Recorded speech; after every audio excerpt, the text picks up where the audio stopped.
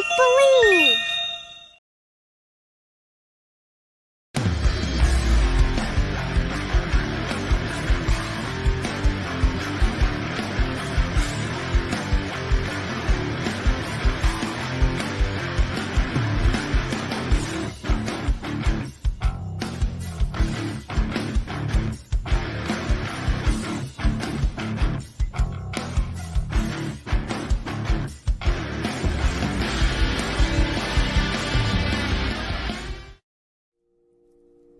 All these ancient prophecies telling us that the world will be transformed. Wacky world of Wilcock, where make-believe is real. It's the wacky world of Wilcock. How much money can he steal? It's the wacky world of Wilcock, where make-believe is real. It's the wacky world of Wilcock. How much money can he steal? He makes all this stuff up and claims that it's all true. The aliens want to eat us. Be careful that they don't get you. It's the wacky world of Wilcock, where make-believe is real. It's the wacky world of Wilcock. How much money can you steal? It's the wacky world of Wilcock, where make-believe is real. It's the wacky world of Wilcock. How much money can you steal? This is where if I have a live audience, I get everybody to hug each other. I say, give your neighbor a handshake or a hug, whatever you feel is appropriate to you. And that way everybody feels the love a little more. I will never believe it, I will never believe it. Okay, that's fine. Maybe you need 25,000 more years, I don't know, buddy. But look, this is really compelling information, and it's going to get a lot more intense. It's coming up in a couple days here on Sunday, so if you haven't already signed up, we have reopened the cart. We still have the payment plan in place.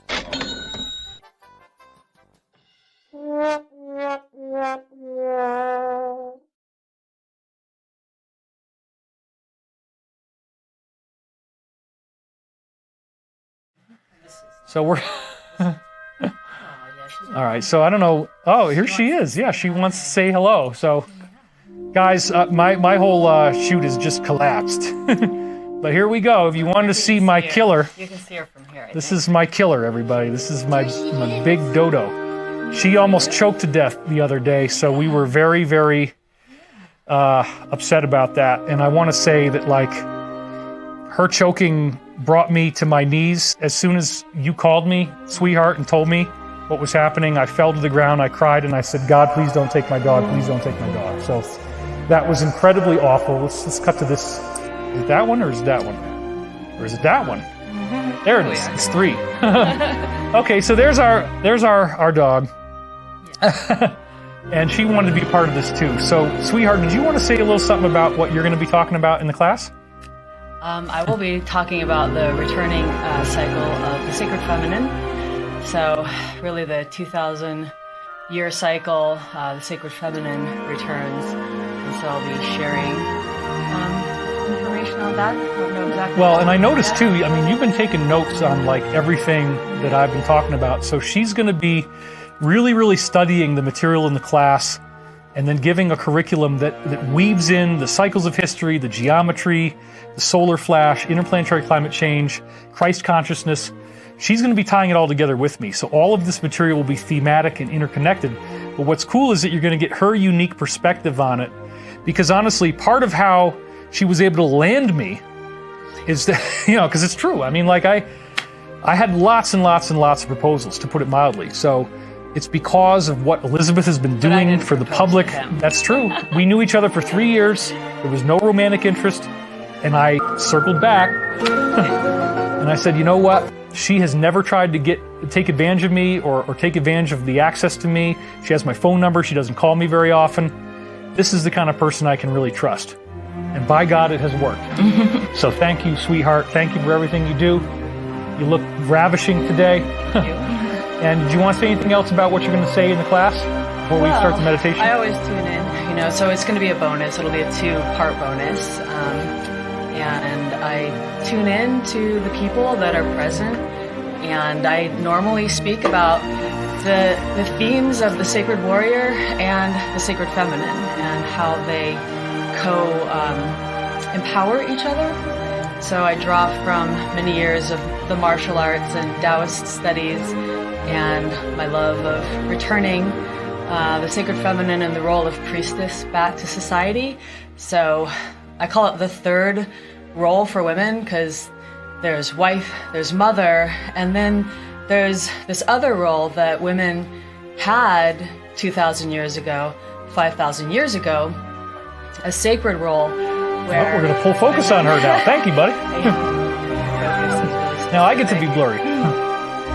Where women, it was a valid, station for women in society to devote themselves to their spiritual path and to devote themselves to the divine. And so that's one of my sacred charges, is to bring that back, be a part of bringing that back. So I'll be talking about those types of things. And I've always really enjoyed your teachings. I think that you, even for me with all my lofty knowledge, there's something about when you have a person who's living through these teachings and processing them and going through the hardships of daily life and then applying those teachings to the hardships of daily life, where when you get that kind of informed perspective, it's a lot more meaningful than somebody who just writes a book, but they're not really out there living that message. And I do believe you were living the message, and that's why we got together in the first place.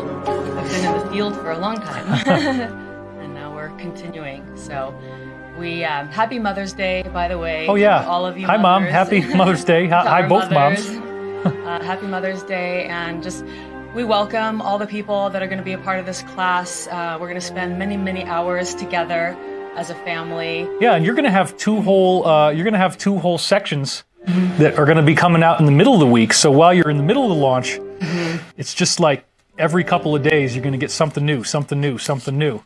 And so she's going to have extended teachings for you that are really wonderful. It's going to be on this set. It's going to look beautiful. I'm very excited about it.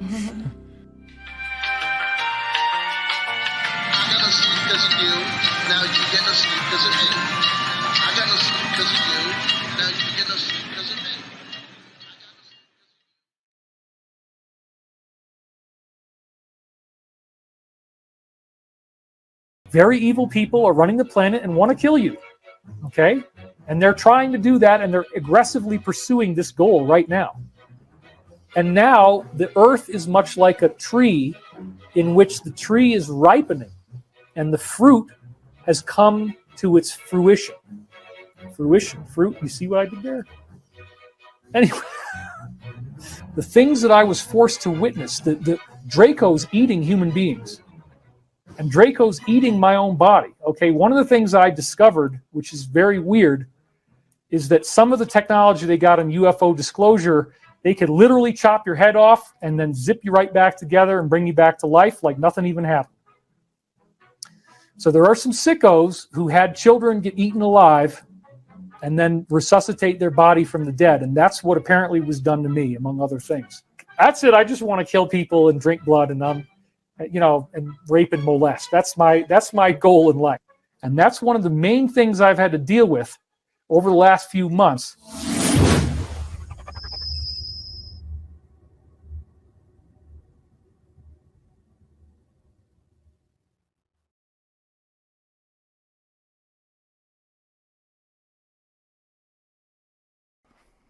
You think I want to be up here on this fucking camera talking about this shit?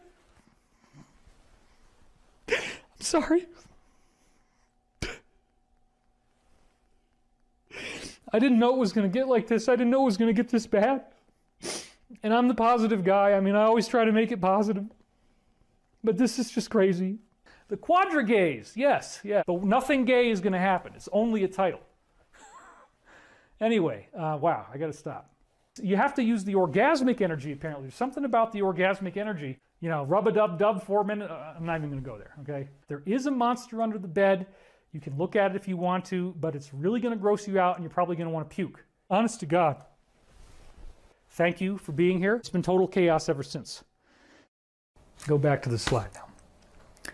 Okay, well, what would an airplane think? I don't know. What kind of airplane do you think we should ask? I might have an airplane that looks a little familiar to you. If this airplane could only talk, after all the time that's gone by, if this airplane could talk, what would it say? What would this particular airplane have to say if there was a previous tenant that was in this airplane before? And maybe the other guy was in this airplane sometimes before. Let's just ask, let's just... You're crap. You're failure. So, okay. Yeah, I get it. Shut up. I'm in charge. I gotta know. Did strange things happen in there? I'll eat your ass. Really? I will eat your ass. Really? I will eat your ass like corn on the cob. No way. Right in there. In there. The crazy stuff. If airplanes could talk. I will crawl naked over broken glass.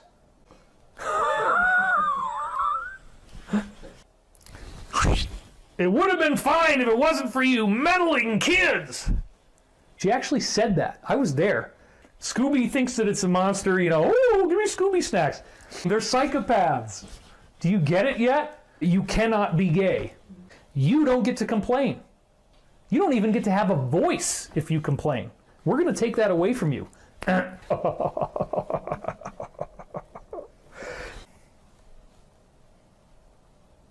I can get both of them going. Look at that. I can do it both at the same time in different ways. Isn't that amazing? How does he do that? How is it even possible? And why is he so awesome? And now I'm jealous, desperate, and needy all the time. Well, yeah. Well, we're not going to talk about all that stuff. My wife wants to go for the jugular. I'm not ready for that yet. I know what you're talking about. And by the way, you can be going on all different camera angles as I do this. Just keep taking it from different shots. And let it go. But wait a minute. Oh, there's so many things I could say, folks. And I said I'm not going to do any fundraising, so I won't. I got to not do it. I'm David Wilcock. Thanks for watching.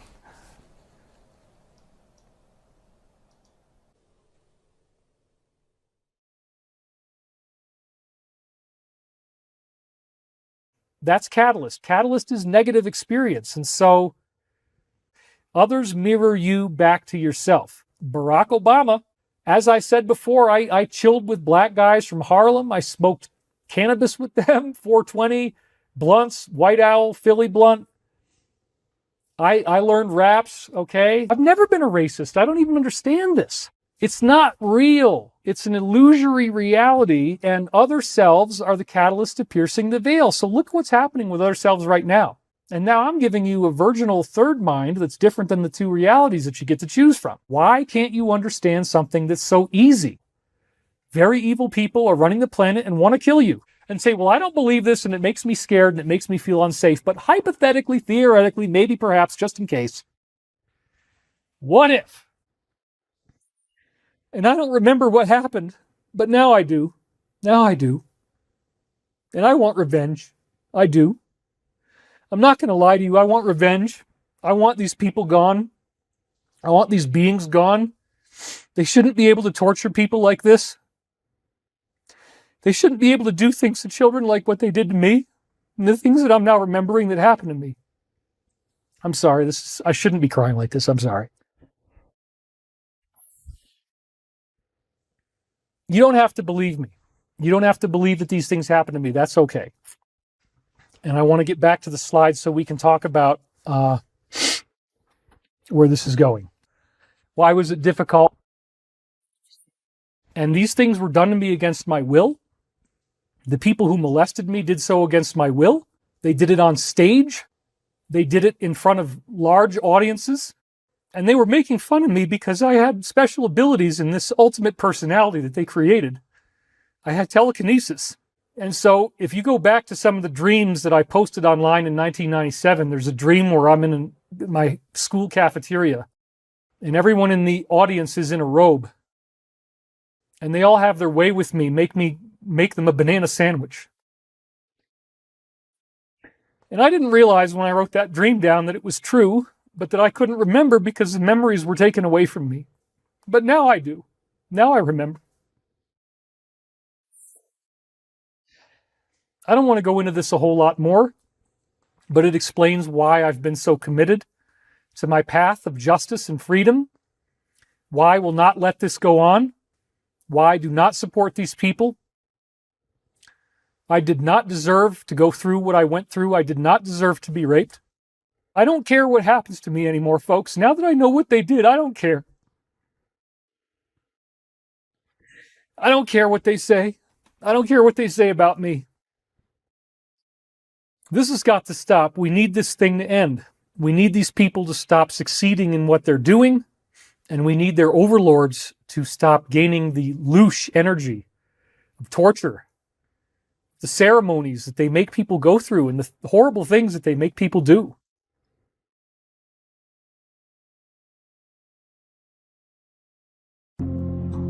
I don't know if I can say this, but I mean, he's already said this before, that Ben built spaceships that we're using in this off-planet situation, which is, you know, when you really find out what's going on and what's happening on Earth, it's very depressing, and it totally fits with biblical prophecy, because it appears that both gray aliens and reptilians are feeding on human bodies. That's one of the things that you learn. We need to get rid of these human traffickers. We need to get these aliens out of here because they are demons, and it's worse than you think. What's going on with the border? Most of those people are not going to become American citizens. That's what they call a meat wagon. And I heard about meat wagons all the way back in 2010, that they let people through the border, they put them on a bus, they drive them into an underground base, and whatever happens from there. These human-looking extraterrestrials are soaking in a liquid bath that's made from human bodies.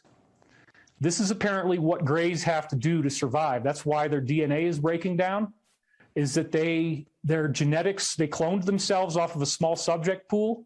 But the part that we don't know is that the way that they try to stay alive is by using human growth factors and stem cells. And we, as in our secret government, have made the grays an alternative option that can keep them alive, but they don't like the taste. Okay, I'm going to tell you something really dark, and I'm sorry, but what's happening is that those UFOs are pulling up to corrupted U.S. military elements, and then they pick up their payment from the ship, if you follow what I'm saying by payment. They're picking up their payments. Our military is doing this. We took a crappy deal, we took a horrible deal, and we now have enough technology that we can actually get rid of these people and stop the payments. But in order to do that, we're going to need a civilian space force. We're going to need a civilian-led, or at least a civilians with military, so that we can go against corrupted aspects of our own infrastructure that are actually cooperating with these beings and using this for their own sustenance, I guess. And wouldn't you know, I got a tractor driving right behind me. There is a war going on with the Draco right now, and Pete would talk to me about this, and he said that we were winning. There's about, from what Pete said, there's about 3,500 of these ships out there that Ben built, at least, that we're using. And he said there's Americans all over the galaxy. He said that we have colonized 65 locations off planet Earth throughout the galaxy, and that each one of these locations typically will have at least 3,500 soldiers there. And the big thing is to fight these reptilians. In fact, I just got a whole bunch of new information on the Draco today, believe it or not. They are distributed all throughout the constellation Draco. And apparently the reason the constellation Draco was named that way is because there's a lot of them out there. One of the main contingents of grays that are here, that are working with our secret government, they require human protein to survive, or so they think. They like the taste. They soak in it like a bath. I don't know how they prepare it. I don't know. They don't need, so the grays apparently don't need Satanism to be involved in the preparation of the food. but the reptilians do. The reptilians, they prefer to eat meat, whereas the Greys actually do kind of like a blended human shake. A human smoothie, yeah, got it. So I'm sorry to talk about this, but I feel like I got to get this out somehow. You know, if something happened to me, I wanted to make sure everybody knows this. So I don't think anything will, but you know. Hey, it's your buddy. Real debut of our anti-gravity and free energy company. This is not a hoax. We're actually moving forward to do these technologies, get them out to the public. And so I'm here today just to remind you, add these questions. Look over here now. You know, I don't expect you to have 4 camera angles like this. So I want to share with you a video that I shot in our secret hangar. It won't be secret for a whole lot longer, but you know, we're just trying to not let it be too obvious so that our enemies don't get a head start.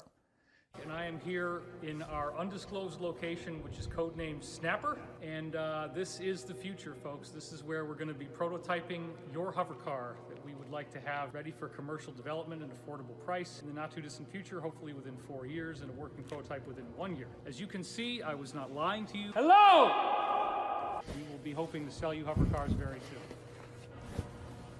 I can't actually live in the building. I asked, and our zoning regulations don't allow that.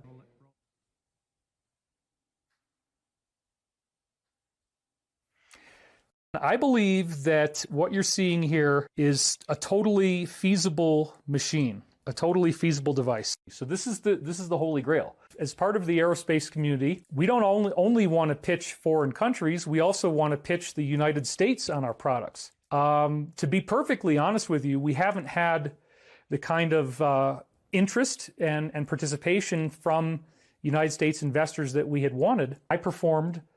And then now we have some new investors. You have to use the orgasmic energy, apparently. There's something about the orgasmic energy. You know, rub-a-dub-dub, 4 minutes. I'm not even going to go there, okay? But I'm your deadbeat dad. I've never met 45. It didn't quite happen. But I had a dream years ago where it said I was one of the founding fathers of anti-gravity, or that I would be seen as one of the founding fathers. In aerospace, in order to do engineering, it can cost like $2 billion a prototype. Engineering is incredibly expensive, and the main reason is because a lot of people don't know what they're doing. And it turns out that people don't really know how to make airplanes very well. It is very expensive to make new jets, but from all the people who I've spoken to on the inside, it's a commonly held belief that Ben is the premier aircraft or spacecraft designer on Earth today. I want to show you, first of all, a 3D printed version of a craft that we designed will actually travel through space if we so desire. I was very proud of myself. This was the first time I've been able to get the 3D printer to make one of these. Now, wait a minute, David, that looks kind of evil. That looks like the devil's pitchfork. What the hell are you all doing here? This is a plane that is literally capable of traveling at Mach 4. This will be the fastest airplane as possible. So this is what you would use if there's a sudden spontaneous invasion and you barely have enough time to get your guys into the jets. I'm a retard, okay, so y'all can laugh. I put the wings on upside down. This is before Ben, I said, could we please make some, you know, like special part on the wings? It's like a square notch that we can put it in. He did. So the engines are upside down, but I just thought, I don't know, maybe they work that way. When I thought about it more, it didn't make any sense. But anyway, and it turns out that people don't really know how to make airplanes very well.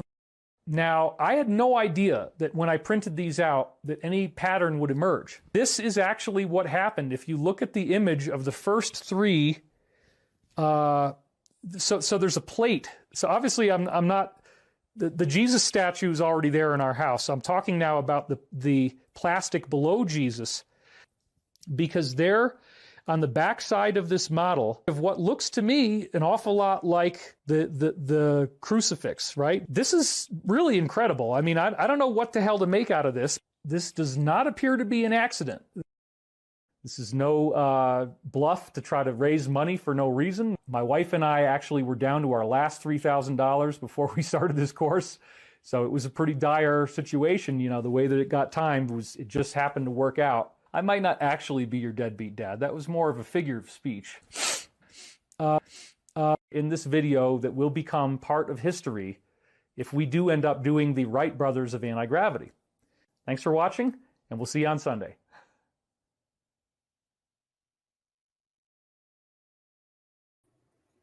Well, hello, welcome.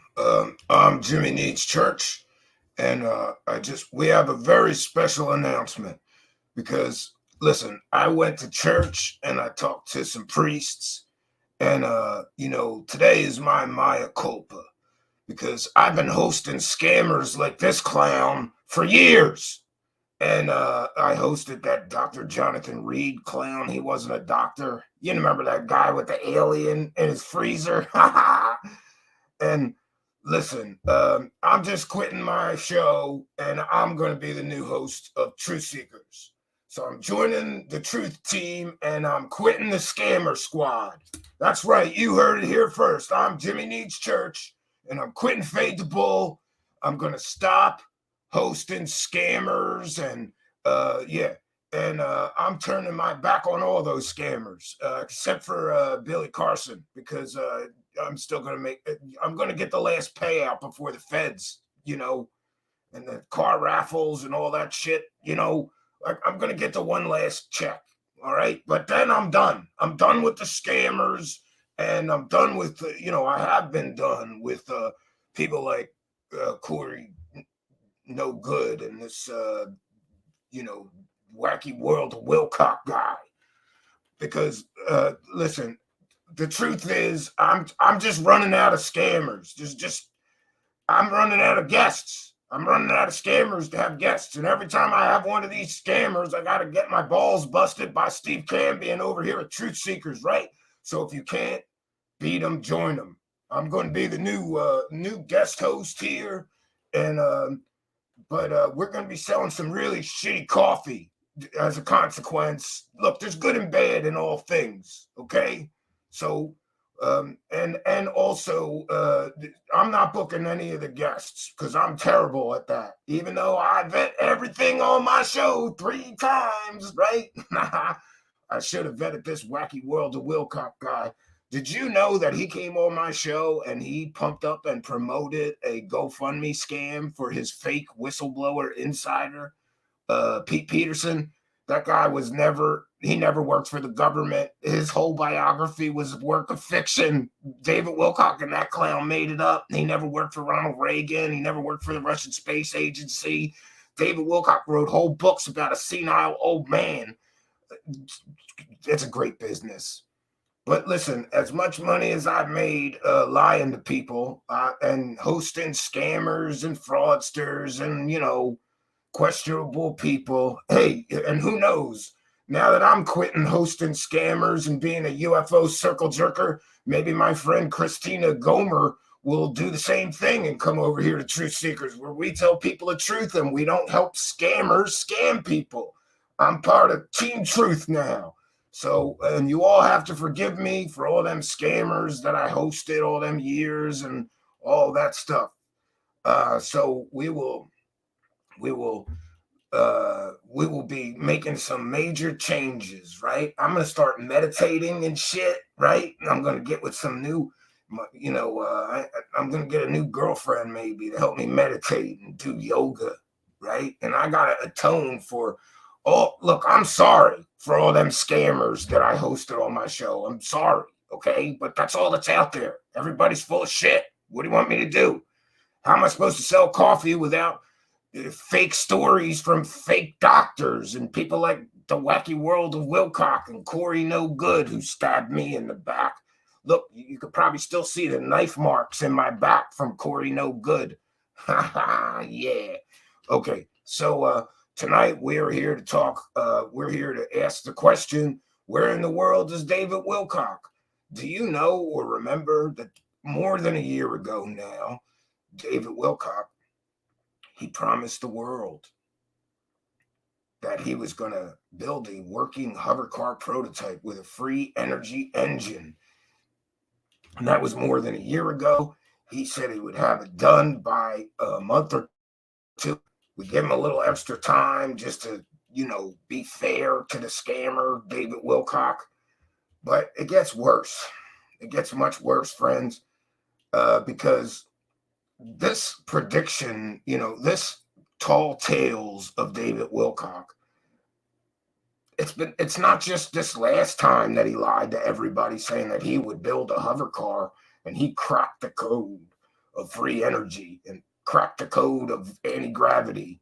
He sold everybody a course for $333, claiming that he knew the secrets of anti-gravity and he was going to teach it to you and you'll be able to do it too. Nobody did it. What a great scam. It was a great scam. And he kind of disappeared after that. You know what that's called. What does that Stephen Cambion call that? The con shuffle. Oh, the cosmic con shuffle. So David Wilcock knows that he scammed everybody with the free energy nonsense, right? Did you hear him there? Oh, we were down to our last $3,000 until I started my new scam, hovercars and free energy. And he collected a lot of money for that scam. And so far, nobody's been able to build a free energy device or an anti-gravity engine or anything like that from taking his very expensive $333 course. You know what we call that? That's called consumer fraud. Yeah. He promised everybody to be able to do it, right? Nobody has done it. So he had to do the Cosmic Con Shuffle. That's where a con artist shuffles off and hopes that everybody forgets about the scam before they bring in the new scam, right? So David Wilcock, apparently, he's trying to keep a low profile. He's talking to squirrels and shit in the woods. We'll see some of that shit.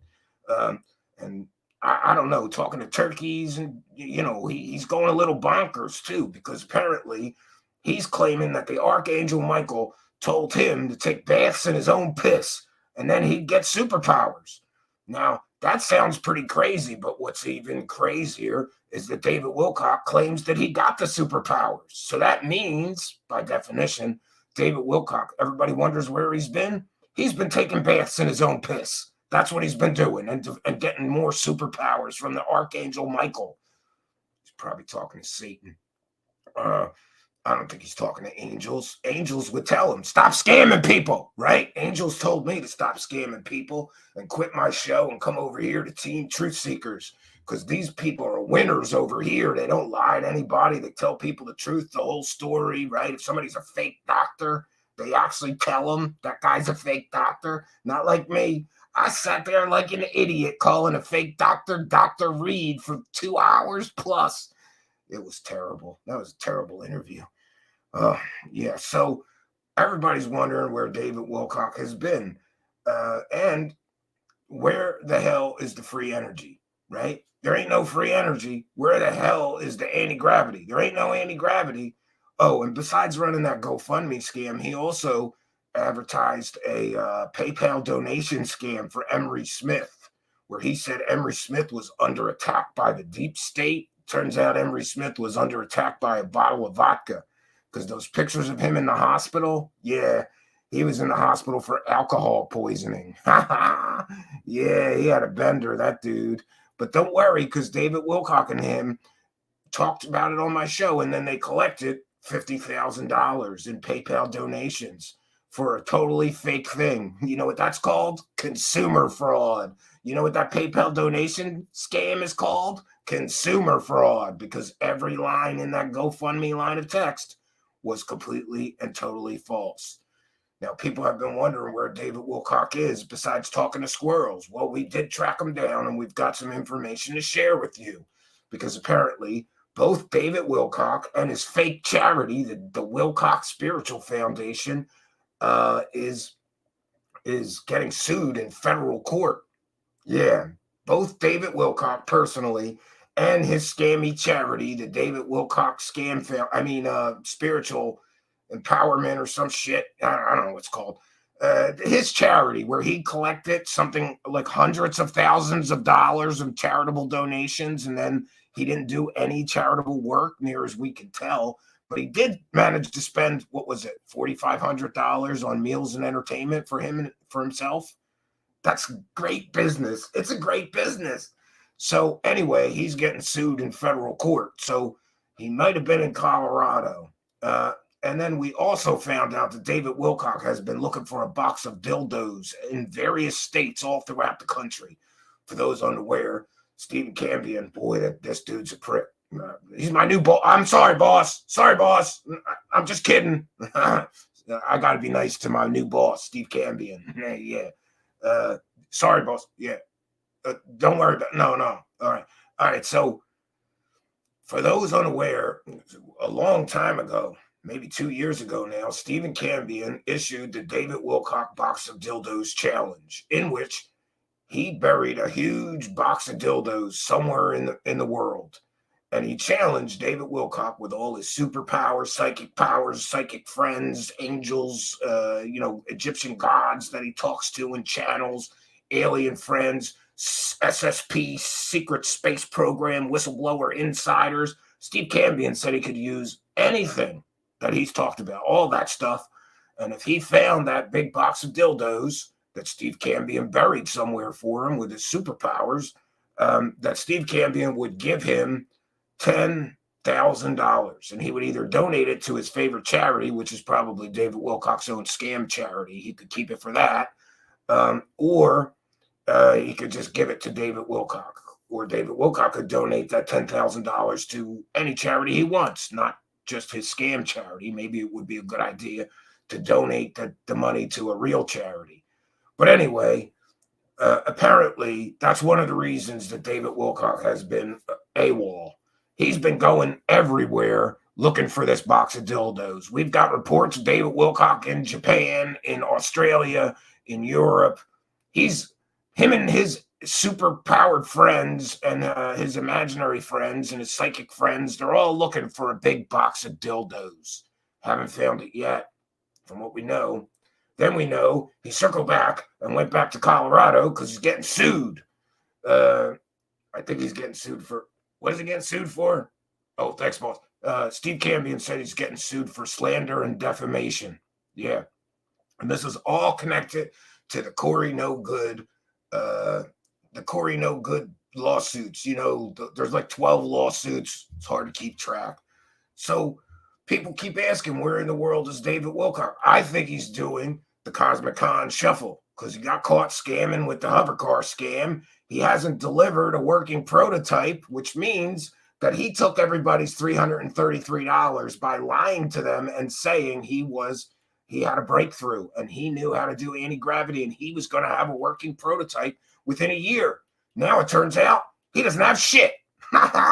All he's got is 3D printed toys. It looks like G.I. Joe toys. Those things look like G.I. Joe toys. I remember I had nephews and stuff. I remember G.I. Joe toys. Anyway, David Wilcock has been unable or unwilling to show everybody his hovercar prototype. Do you know why? Because it doesn't exist. Do you know where his anti-gravity plans came from? Wow! The land of make-believe! Yeah. Also known as consumer fraud. If you tell people you cracked the code of anti-gravity, and for $333, I'll teach you the secrets of anti-gravity, and then you can't prove that you cracked the code of anti-gravity, don't show people unproven prototypes, David Wilcock. Oh, by the way, since I quit my show's policy was to not comment on the scammers of the past, but focus on the scammers of right now to make the most money, right? So if you get caught having a scammer in the past, you just don't talk about it. But Truthseekers has a different policy. So now that I'm working for Truthseekers, I'm going to be able to tell the truth. And the truth is, David Wilcock is the biggest scammer I ever hosted. He's the biggest liar. All he does is take money from people for nonsense. It's nonsense. He puts it together from a bunch of disconnected bullshit and glues it all together. And then he charges people lots of money to listen to him talk with 18 camera angles. Anyway, the whole hovercar scam, it crashed down because he hasn't produced anything working, not even a tabletop display model that he can make float. You can buy that shit on eBay with some magnets and shit in it. He didn't even go that far to prove it, that he's not a scammer. So he's getting sued in federal court. And I don't know, he might have some IRS problems related to that, charity. And there may be some investigations, maybe, rumors and speculation, of course, but there may be some investigations into his previous, let's just say, business ventures, right? Yeah. And isn't it great, though, that he got sued because of Corey No Good? Oh, I love it. I love it. Yeah. And it should also be noted that karma may have had its way, because David Wilcock has made millions of dollars scamming people with his fake nonsense. But apparently, he gave millions of dollars to a company called Stavati Aerospace, who's been posting real nice, fancy pictures of, high-tech aircraft for 20 plus years. They've never produced anything. And they've been caught lying about having government projects to produce laser weapons for the United States Army. They had to take that off their website. That was a scam. And they've got Bill McEwen, the Amiga scammer, on their board of directors. And this idiot, David Wilcock, gave a whole bunch of money to them, thinking that they were going to be able to help him build a hovercar. You know what they built so far? A bad reputation for being liars. They didn't build shit. So people keep asking me where David Wilcock is. I told you, I wash my hands of the scammy scammers. I'm done. I'm working for Truthseekers now. We're going to do things the right way. Boss, we need more guitars behind me. We need more guitars. All right. Yeah. Anyway, people keep asking me where David Wilcock is. But the funny thing is that this is nothing new. David Wilcock overpromising and under-delivering. This whole situation where he just makes up stuff, charges people lots of money, and then the shit that he says never happens, it's not new with the hovercars. Remember, when he started the charity, he was going to do all kinds of great charity works. What did he do? Well, he spent $5,000 on meals and entertainment, and he bought himself a lot of toys. That's what we know. We didn't see him do any charity. He gave a tiny, tiny portion of the money he collected to other charities, but otherwise he spent it on himself. You know what that's called? Consumer fraud. Yeah, you see the theme here? Yeah. So what can I say? This is nothing new. The same way that David Wilcock promised everybody Ascension 3 times and took $333 from people 3 times and nobody ascended, that was a scam. You may remember that in 2012, he promised everybody that there was a major world-changing event coming and we would all get superpowers. And how much of that happened? None of it. None of it happened, because he's a liar and a fraud and a false prophet who overpromises people all kinds of amazing things, and then he never delivers on his promises, right? Oh, sorry. It's like getting a pube stuck in your mouth. It's gross. Gotta trim my beard shit. Yeah. And I gotta get the bottle out too. It's looking gray again. All right. So this clown has a history. He's got a long, long history of scamming people with fake information. And we can display that, right? We can display that. Do you want me to run the clip, boss?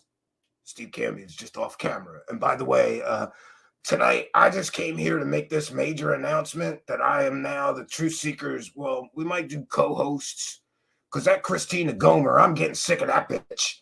I'm getting sick of that bitch as a co-host. She's the biggest UFO. Now I can tell the truth about Christina Gomer. She's the biggest UFO circle jerker out there. And she is a scammer like everybody else. I feel good. I'm getting some things off my chest. Do you know she's running live streams 24 hours a day, 7 days a week to suck up every dollar she can from the UFO community? It's like a begathon, and it's 24 hours a day, right? And what does she do? She sits there like a dummy. I told her that Montauk Project was about dudes jerking off. She didn't listen to me, and she made me sit there and do a whole show pretending that the Montauk Project was real, when it's really about dudes jerking off in front of each other in chairs. I told her that. She didn't listen to me. Never heard a story she didn't pretend was real, right? And she doesn't believe any of it, right? And by the way, she got all her audience from me, all right? She's not good at SEO. She doesn't work hard. That's bullshit. She sucked her entire audience from me. Now I can tell the truth about this stuff. Yeah. But she's in training to be the new Linda Moulton Howdy Doody, right? That's what's going on. She's in training to be the new Linda Moulton Howdy Doody. She's scouring the internet looking for fake alien pictures to scam her audience with, right? Or fake doctors like I used, or other fake assholes. Yeah. And let me tell you, I'm so glad to be rid of her. That whole thing, right? And by the way, I can admit it now. We needed somebody to bring in the younger crowd, so we used her, and she had to keep her mouth shut about all my slimy shit. This whole time, she had to keep her mouth shut, right? Great girl. I won't miss you, Gomer. Good luck, Gomer. Good luck with the scammers. I'm joining Team Truthseekers, where we don't host scammers on purpose. And we tell people the truth, and we don't tell people, we don't lie and say that the Montauk Project is real. We tell them the truth. The Montauk Project is about dudes that want to jerk each other off in chairs, Christina Gomer. Why the hell would you lie to your audience like that? All right, back to David, this wacky world of Wilcock. All right, so we've got a clip to show you, and when we're finished with this clip, I'm just here to make this major announcement that I'm cleaning up my act. I'm joining Truthseekers. The hell with Fade the Bull, right? You got some money for me though, boss? I need some money. Yeah. No, I need some money right now. Yeah. Oh, okay. We'll do that later. Okay. All right. Yeah. So, look. We came up with a clip of a lot of ridiculous stuff that David Wilcock has said over the years, none of which has come true or happened, because he is a false prophet. And that's what it is. He's a false prophet. So he promises people that he has secret knowledge, but none of his secret knowledge ever turns out to be real or true. Why? Because it's all from the land of... Wow! The land of make-believe! Yeah, Christina Gomer shows from the land of make-believe, too. All right, so, look, we've got a clip, which really does show you that this man has been lying to people for literally decades. And remember, when you watch this clip and you hear the promises that he's making, those were promises that he made long time ago, 2008, 2012, and more. Every time he was saying this stuff, he was collecting money from people, hopeless people who desperately wanted to believe him and sign up and get their superpowers and change their world and ascend and all this stuff. And what does he deliver to them? A bunch of gobbledygook nonsense. Nothing this man says ever turns out to be true. His whistleblowers are fake. His teeth are fake. His courses are fake. He is a plastic, fake, false prophet. And he has been a false prophet since he began milking this community for every penny he could decades ago. How many millions of dollars does this clown get to make here? Right? Am I doing a good job, boys? All right. I'm supposed to stop cursing, too. All right. Sorry, I got a lot to get off my chest, boss. This guy has been stealing money from people for nonsense and milking this community for every penny that he could for decades. When will there be a day of reckoning, a day of karma for David Wilcock? Cox. I don't know. Maybe it's karma that he gave all his money to some scam aerospace company, but we don't truly know if he really did or if that's just another scam or con, right? So it is what it is. And yeah. Oh, one more thing though, before I go, I do want to just take a moment to thank Truthseekers for releasing those depositions. Boy, really nailed Corey Good's ass to the wall, didn't you? Yeah. Have you ever been to space? No, I never said I've been to space. Some secret space astronaut you are, Corey No Good. You got nailed, bitch. Oh, yeah, I'm sorry about the curse ball. Yeah, oh, all right. So we're going to play this clip, and when we return, the main host of Truthseekers, my new boss, Stephen Cambion, will be here. I'm happy to join the Truthseekers team, and what can I say? I'm turning over a new leaf. No more scammers for me. The truth is, I ran out of scammers to have as guests, and I kept getting busted having more scammers. All I had left was Jason Quitt, right? And he sucks. Dr. Jonathan Reed is such a better guest than that Jason Quitt clown. Oh, anyway. All right, so we've got a special clip prepared, and it really does highlight a lot of lies that David Wilcock has told over the years. And we think it's important. History matters. What is this false prophet's track record like? He's telling you that he has secret information. He's been saying that for decades. So let's take an historical look at Corey Good's secret prophetic information, his predictions and things from over the years, and see what we're going to see is that he is the world's worst psychic, the world's shittiest prophetic profiteer, whatever. He's not a prophet. He's a false prophet. He's a liar. He's a scammer. And watch your wallets when you're around him. That much I can tell you. So let's take a look at this clip. And when we return, Stephen Cambion will be here. And you're going to take, he's going to be taking questions and comments from the live chat and interacting with you. I want to thank you all for being here. Wonderful, wonderful, wonderful show. It's not quite what I'm used to. There's no guitars behind me that I don't play anyway. And yeah. But I'm happy to be a part of the Truthseekers team. To hell with Christina Gomer. To hell with Fade the Bull. I ran out of scammers. So now I'm Team Truthseekers. Let's take a look at David Wilcock's history of lies, half-truths, false predictions, and false prophecies. Friends, Stephen Cambion will be right back. So when Gariev transformed those salamander eggs with light and captured that genetic code on the photons, zapped it into the frog eggs, I believe that's what's happening to us right now. We're moving into this new energy zone. It's activating the planets, it's heating them up, it's making the molecules actually move faster, but it's also increasing the source field vibration, which is making us become more intelligent. So we're dealing now with the next wave that's coming in 2009. As we head into 2010, 2011, they're going to start happening every couple months, and then they're going to start happening every couple weeks, and then they're going to start happening every couple days. By the time we get to 2012, we're going to be hitting new ones every hour. And towards the end, it's multiple times per second. Okay, now my readings have told me, for what it's worth, that some of us will be able to have ascended abilities. I mean, full-on ascended abilities prior to the actual shift happening.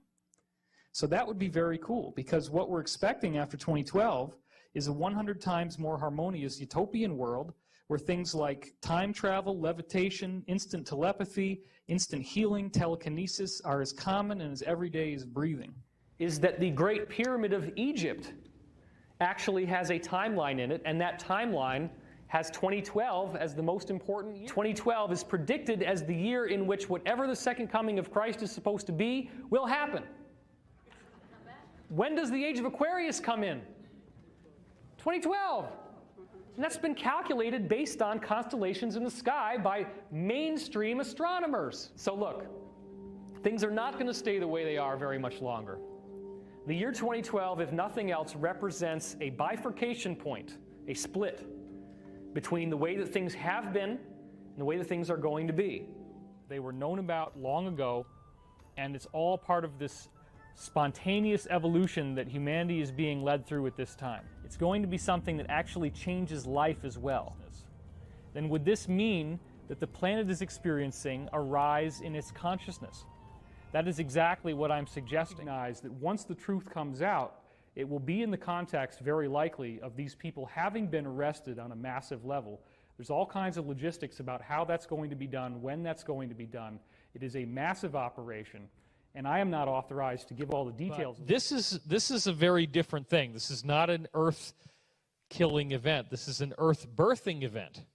And they're very clear on that when you read these ancient prophecies. That the Earth has to go through its worst point. It has to go through the dark night of the soul.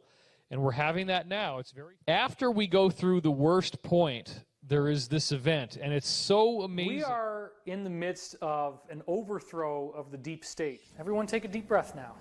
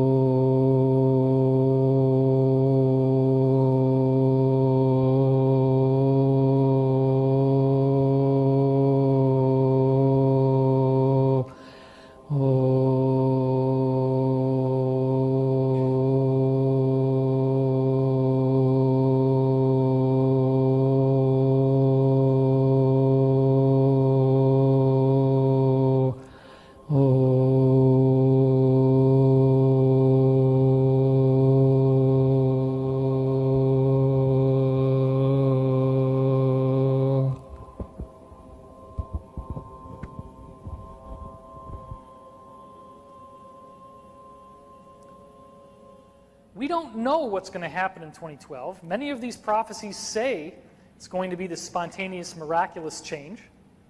I would love to believe that's true, and I do believe that's true. But we've also shown you the scientific proof that something is happening. The scientific proof that something is happening. The scientific proof that something is happening.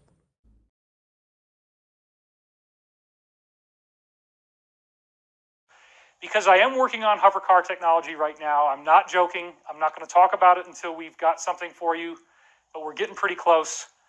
Once we get to that point, I can talk a lot more, but several of Pete Peterson's former associates I'm working with on this, and it's very, very real.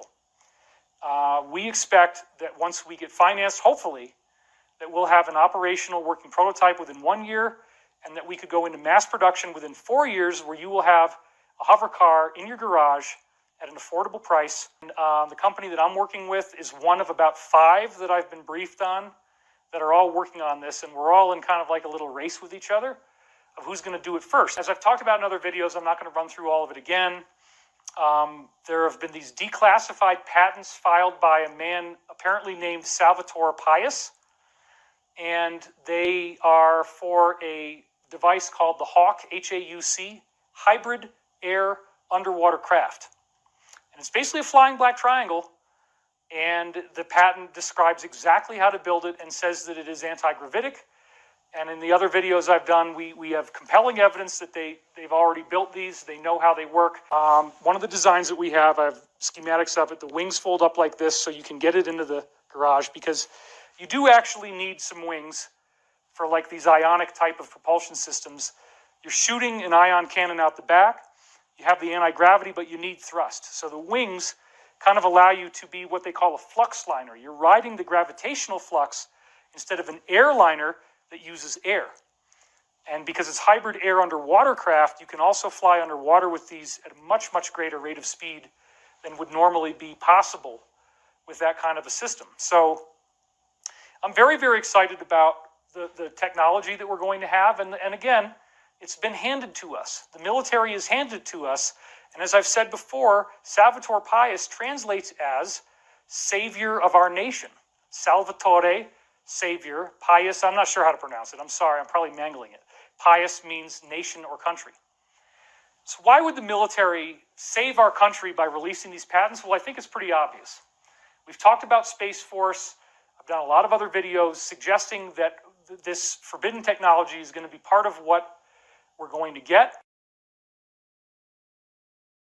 When you get into the work of Dr. Kenneth Shoulders and his amazing charge cluster technology, which is probably, it's one of the main contenders of what we're going to use to build hovercars, because you can create anti-gravity with these little things. It turns out that if you send electrical current, sorry I'm jumping around a little bit, but hang in with me.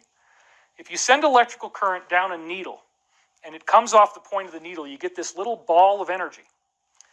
And the ball of energy has all these very strange properties that shouldn't happen. It has way more electrostatic charge than it normally would. So it's got much greater energy in a much smaller package than it normally would, and it repels gravity. Plus, if you generate these charge clusters and you pass them through radioactive material, you deradiate the material. So when we start using charge cluster technology, we get free energy, because these things, if you generate a whole bunch of them, you get a lot of free energy out of it, more than it seems to take to generate, which is really true. That's just the nature of how charge clusters form. They attract more energy than it takes to make them. And then they emanate that energy. So they generate energy, they generate a gravitational pull that you can either push or pull with it. And they also are, again, deradiating radioactive material when you pass it through the material. So as I've talked about in other videos, I'm not going to run through all of it again. There have been these declassified patents filed by a man apparently named Salvatore Pais. And Salvatore Pais also patented a compact fusion reactor that's all these little needles that whirl around, which is how you make charge clusters, okay? And that is a power system you could drop in the thing. The other thing I talked about before is that the Hawk craft is like a peanut. So there's a nut inside and then a shell on the outside, and that hollow area between the interior hull and the exterior hull, there's all these little needles where they can generate the charge clusters. So you generate them and then you steer them, and by first generating them, you then point them where you want to go, and that's how you get anti-gravity. So because I am working on hovercar technology right now, I'm not joking. I'm not going to talk about it until we've got something for you, but we're getting pretty close. Once we get to that point, I can talk a lot more, but several of Pete Peterson's former associates I'm working with on this, and it's very, very real. We expect that once we get financed, hopefully, that we'll have an operational working prototype within 1 year, and that we could go into mass production within 4 years, where you will have a hover car in your garage at an affordable price. Greetings and salutations, friends, and we are back. So it would appear that David Wilcock once again overpromised and underdelivered, because so far no one has seen anything like a working prototype from him. Now they're selling 3D printed models that don't do anything, essentially worthless chunks of plastic. We're planning to sell that. And isn't it interesting? We got to see all of these other promises that he's made. In the year 2000, David Wilcock promised us all that we would get superpowers. Then he forgot about that he already pulled that scam. So he pulled that again in 2012, claiming people would get telekinesis, telepathy, levitation, all due to these earth changes that he swore were happening and going to take place in 2012. David Wilcock is a profiteering liar, and he never actually has made, to the best of my knowledge or ability to research, he has never made a real prophetic prediction that came true. And we have talked in great length about this. I always forget to do that. I told you to change the name. I think him working for me is going to be a short stint, I don't believe him. I don't trust him. Okay. So people have been asking me, where's David Wilcock been? Well, as Jimmy Needs Church mentioned, he's getting sued in the state of Colorado for defamation and slander. And that's part, it's a countersuit as part of those Corey Good lawsuits. So now Corey Good has dragged David Wilcock in to the courtroom situation. And I am aware that David Wilcock just filed for some form of extension or something. He was this close to getting a default judgment against him for not answering the court when he got sued. And who's his lawyer? The same crackpot lawyer that's representing Corey Good. Yeah. So we are aware that he has been in a multi-million-dollar mansion in Colorado while telling people that he's trying to survive the winter in an uninsulated cabin. He just forgets to tell you that, he's got log walls of his mansion that are like 3 or 4 feet thick. He's not in some mountain cabin in the woods that he built himself that's drafty with no insulation, and he's struggling. He's not struggling.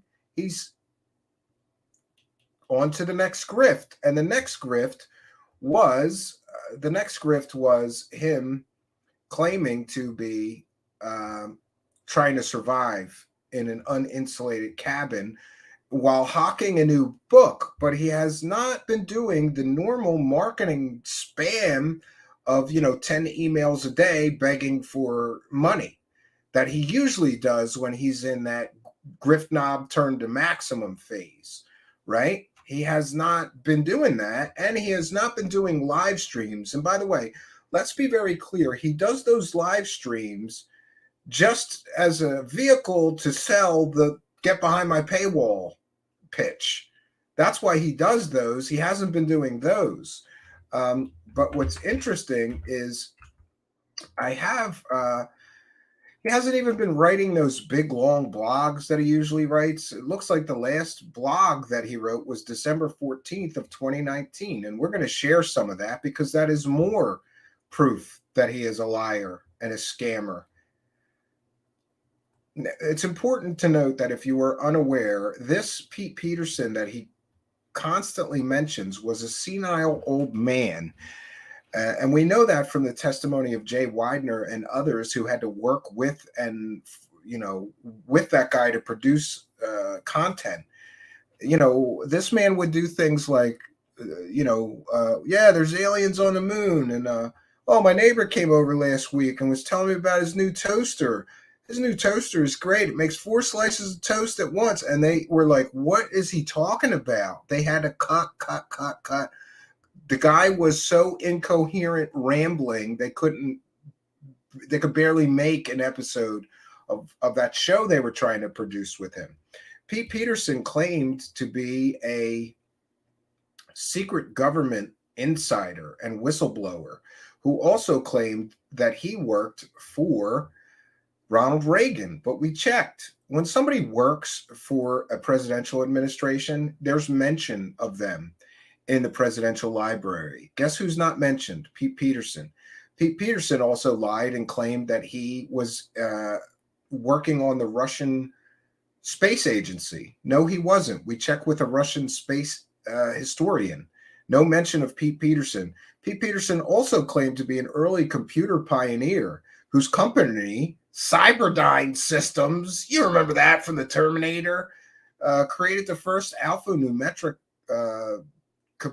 personal computer, beating Apple, Commodore, Tandy, and Atari, all those early computer manufacturers. He beat them to market, and he had the first one. So we visited and consulted with some, I think it was 4 or 5 vintage computer museums all around the world. Nobody had ever heard of Pete Peterson, his computer, or anything. In short, Pete Peterson was a complete and total fraud, but that hasn't stopped David Wilcock from milking him. And did you notice that when he was talking about his hovercars, he claimed that he was working with associates of Pete Peterson to build the hovercars. So great. Some guy that was a complete and total fraud that claimed he worked for Ronald Reagan that never did. You're working with his associates to build hovercars, you dumbass. It's beautiful. Pete Peterson is a complete and total fraud. And if I ever meet David Wilcock, I am going to give him the paperwork that we have from all of the places we checked on his claims from, all of which said he's a fraud. Pete Peterson also claimed to win the Order of Lenin Award, but you can contact the Russian agency and get a list of everybody who's ever won that. That's like our Medal of Congress, but from Russia. He never won that. He made it up.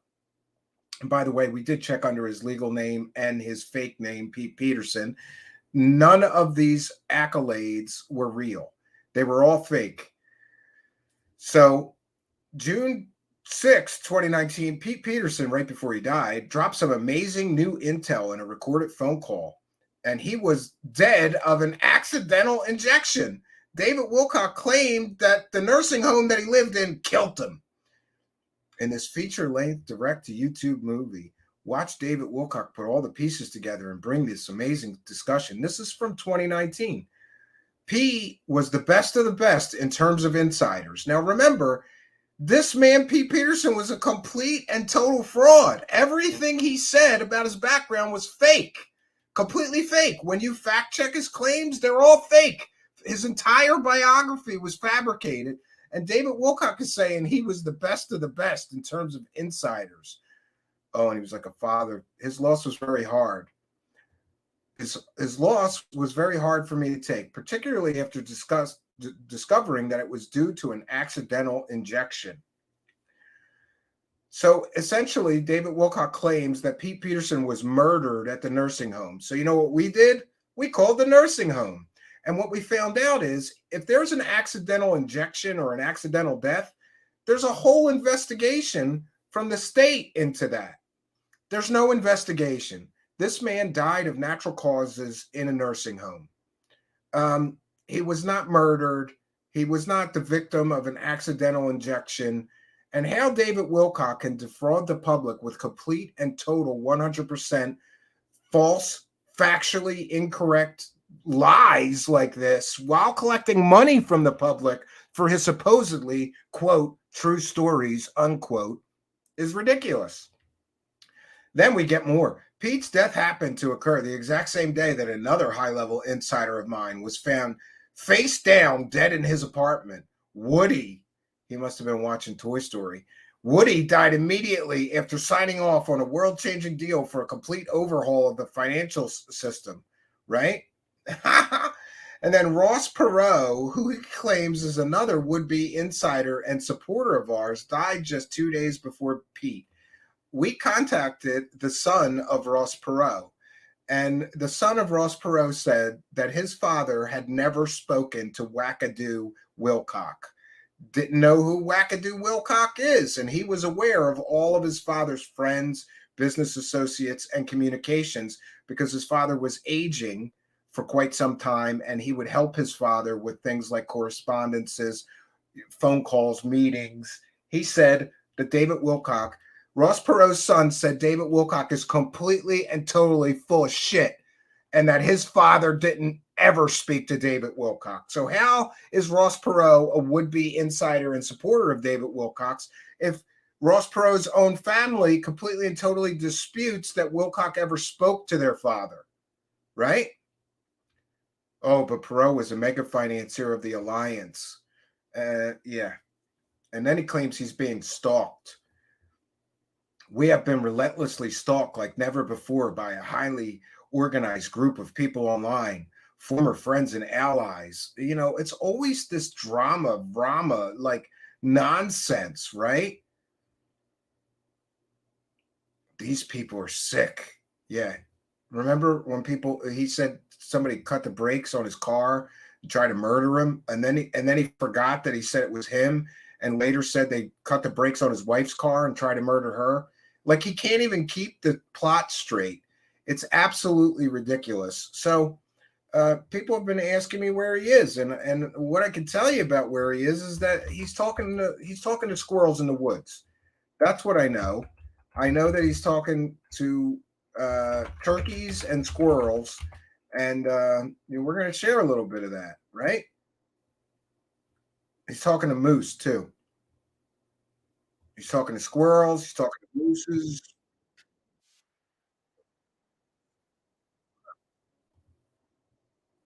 Okay, here we're gonna cite fair use. This is a transformative work. People are asking me, where in the world is David Wilcock? And where is his hover cars? By the way, the company that he gave all that money to is a complete and total scam, in my opinion. They're never going to produce a regular airplane, let alone something as technically advanced as a hover car with a free energy. Remember, he promised that he was going to have a hover car with a free energy engine that you wouldn't even need to put fuel in. You know that saying, if it sounds too good to be true, it probably is. Well, in this case, it more than sounds too good to be true. It sounds like fantasy land, because it is. You're going to build a hover car and it will have a free energy engine and you can power your house from it. This is the level of bullshittery that David Wilcock pushes in order to get people to sign up for his very expensive $333 courses. And we heard recently in the depositions of David Wilcock, or excuse me, Corey Good, that David Wilcock made $4 million from one course. And the last course that he did was the free energy course, free energy and anti-gravity course. So David Wilcock, I think he better get a lawyer. I think he better lawyer up, because he promised everybody that he would have a working prototype within a year, and that the hover car would have a free energy engine that you wouldn't need to put any fuel into, and you could use that hover car engine, free energy engine, to power your house. You wouldn't have to pay your electric bills anymore or anything. And then he told people to sign up for a $333 course, and then he said, if you take my course, you'll be able to do it too. So I would ask David Wilcock, where the hell are all the free energy devices? Where the hell are all the hover cars and anti-gravity engines? Because you told people that you knew how to do this. You lied through your teeth and told people you knew how to do this while you were collecting $333 to teach people how to do it. And you said they would be able to do it too. Show me one person, David Wilcock, that took your course that can build a free energy device. Show me one person that took your course that can build an anti-gravity engine. He can't, and he won't. And that's why he's been hiding in his house, because he's doing the Cosmicon shuffle, waiting, hoping, praying that everybody forgets about that last scam he ran. Because now I hear from several good sources, he is desperate for money. Desperate for money. Why? Well, he gave a lot of his money to the free energy, to the Stavati Aerospace scam company, which has literal people that have been caught scamming the public before on their board of directors in the form of Bill McEwen. Then we get, let's see. Then he lost a lot of money because of a divorce. Divorces are expensive, right? Divorces are expensive. You think she went away cheap, that woman? No. She rock 'em, sock 'em, that dude, I bet, right? Even though he said it was a harmonious divorce, right? It was a harmonious separation and divorce. Apparently, he's hiding in his house. That's where he is. He's in a Colorado log cabin mansion, pretending to be in an uninsulated cabin trying to survive the winter. He's in a log cabin mansion. It's a mansion in the style of a log cabin that costs some, I don't know, $2 million. So that's another form of consumer fraud, to be lying to people, telling them you're trying to survive in a cabin in the mountains when you're in a $2 million mansion. This man is ridiculous. This man has no shame. And I believe that he's trying to wait things out, right? But then the hits keep coming, right? The divorce, the money for that. He gives all this money to Stavati Aerospace to help him make a hover car so he could be the father of anti-gravity, right? And then they don't produce shit, right? So he's got to answer about that, right? Then he comes out with a new book. and this is great. The timing of this is wonderful. He comes out with a new book, The Michael Prophecies, and in the new book, he's essentially saying that the Archangel Michael told him how accurate Corey Good's information is. Right after he comes out with the book, Corey Good does a public deposition, public hearing, in which he gives a deposition and says that he made it all up. It's all his intellectual property. It's all works of fiction. And anybody that believes that is delusional. Right as he comes out with the book. The books are already printed. They're probably stacked up in his garage because he buys his own books to get him, I don't know, fake prestige.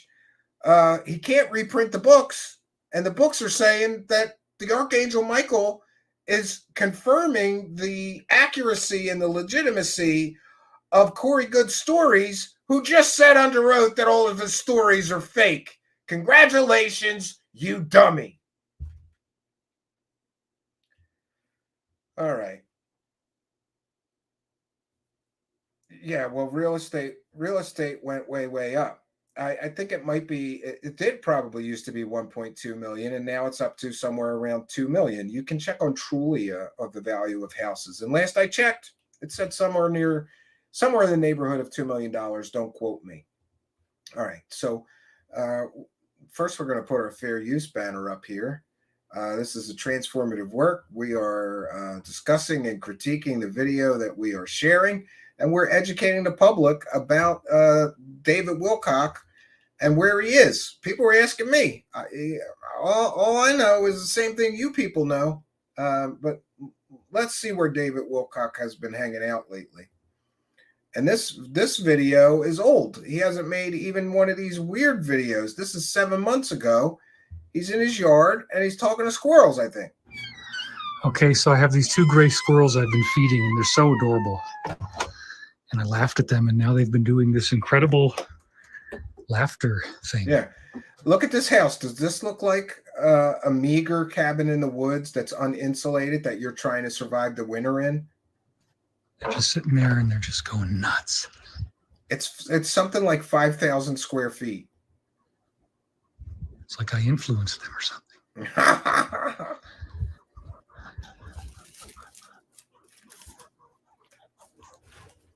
So where's David Wilcock?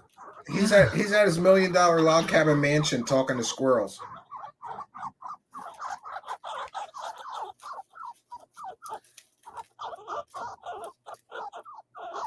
There's his friends.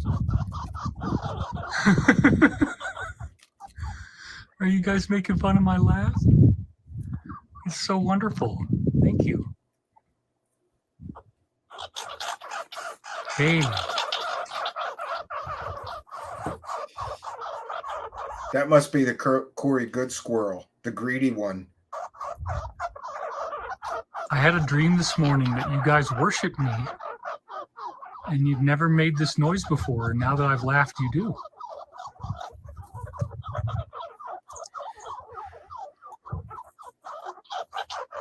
Folks, this is hilarious. They never made these sounds before. They developed this entire new behavior.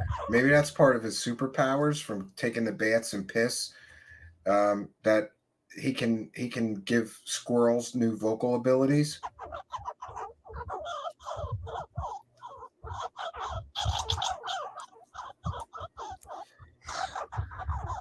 And because I laugh different ways, they try to do it in different ways. Squirrels do not mimic humans, you dummy. Look it up. They're laughing. If they're laughing at David Wilcock. If I was a squirrel, I'd probably laugh at David Wilcock too. Get us some more nuts, you nut. You guys are so funny. Thank you for making fun of me. YouTube is going to love this. Well, I hope you can find this as entertaining as I do. There's now 3 of them doing it. They're all laughing constantly because they're so happy about the new food.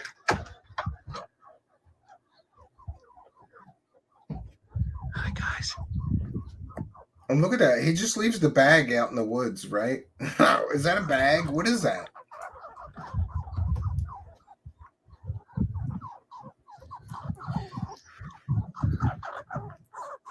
This is some quality content from the best prophet in the world. He has claimed to be the most important prophet in the world. You know who told him that? His mother.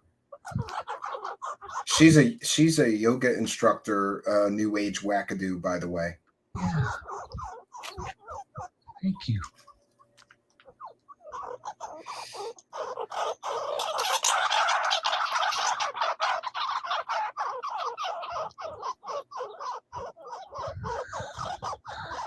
I appreciate the laughter.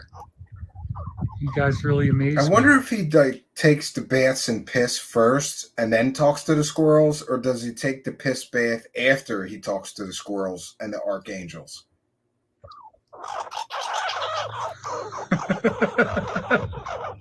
I know that's what you're doing. You just were waiting for something.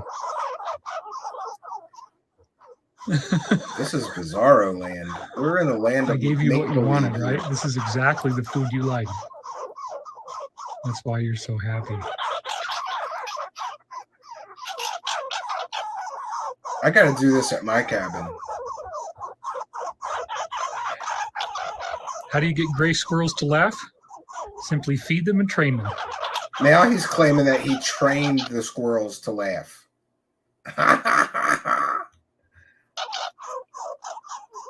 You guys are my friends. I think you're awesome.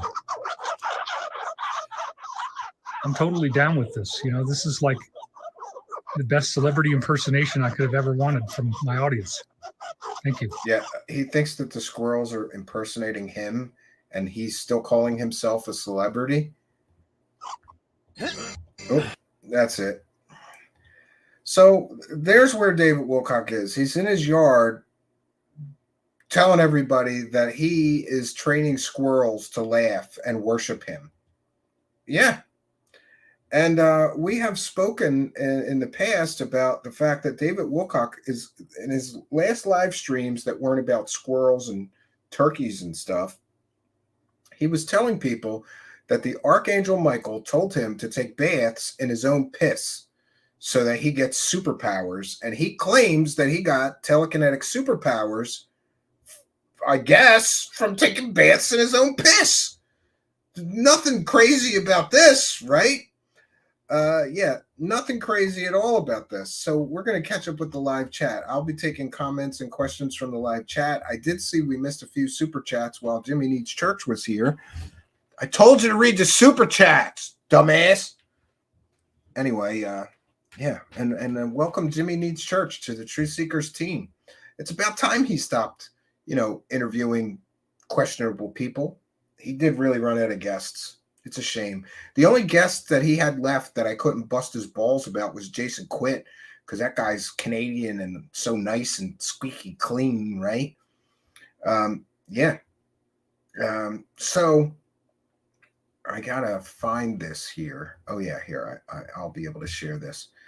I think I finally might have figured out how to share the super chats right when I missed them. And there we go. But wait. No, that's not going to work, is it? Well, it might work, but I can't see it. It takes over my screen. So we want to thank Zizix for a kind and generous $5 super sticker. It looks like sort of a clown with a oh no face. Thank you for your kindness, your generosity, and support. And Richard Crawley with a kind and generous Canadian $2.79.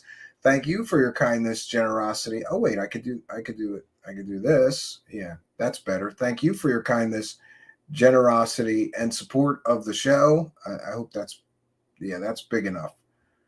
There we go. Yeah, because I get it. When I miss the super chats, I feel like people are a little disappointed because they don't get their super chats shared big on the screen. So going forward for the rest of tonight's broadcast, I will be monitoring the live chat. We read and thank every single super chatter. And we will read every single super chat as they come in for the remainder of the broadcast. I apologize to Zizix and to Richard Crawley. I hope that's big enough. Thank you for your kindness. Thank you for your generosity. Thank you for your continued support of the show. It is much, much appreciated. Thank you, of course, for helping us to praise the cash, Praise the cash. And by the way, Jimmy Church was wearing one of the new Truthseekers t-shirts, and I'm supposed to remind you that in the description of this video is our storefronts where you too can purchase a shirt, and those funds help support the show. And we thank Zizix and Richard Crawley, who are both continuing and long-time show supporters. We thank them both for their kindness, their generosity, and their support. Thanks for helping us to praise the cash, guys.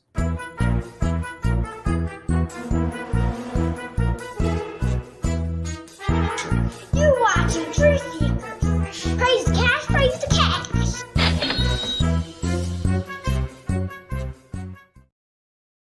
Thank you, guys, very, very much. We're praising the cash, and going forward, I will put each of them up on the screen as they come in. Thank you, Deb from SAC, and thank you for being a member, for your kindness, generosity, and support.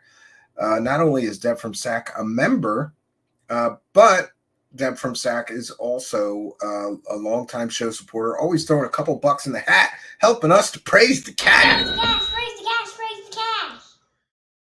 And also, I have to try to find it. I thought she was already a member, but I saw a notice that My Flock is Everywhere, I think, became a member. And we like to recognize and support those people who become members when they do so during the live broadcast. Best time to become a member is during the live broadcast, because you get a shout out and we thank you.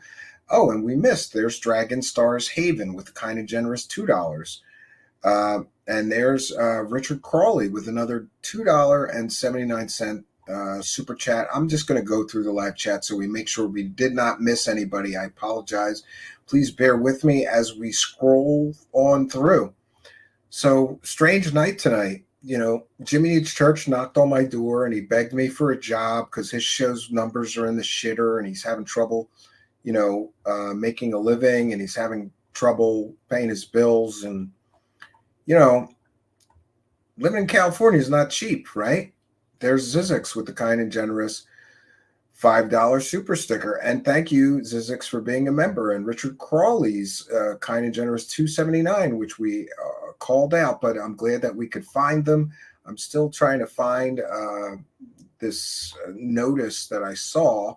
I'm going to have to go all the way back in the live chat, trying to find My Flock is Everywhere. I thought My Flock is Everywhere had already been a member. Maybe she stopped for a month and then joined again. I really don't know, but I'm still trying to find it. Boy, we have quite a lively chat. My Flock is Everywhere saying hi to Patty. I'm sure that I saw that there was you know, I get like a bright notice that says new member. And I'm trying to find that. Oh, there we go. My Flock is Everywhere with just became a member. So thank you, all of you, for your kindness, generosity, and support, and helping us to praise the cash. Praise the cash, praise the cash, praise the cash. Now we will go back in reverse and go to the beginning of the chat. That's a little easier. I just scroll like crazy until we get back down here.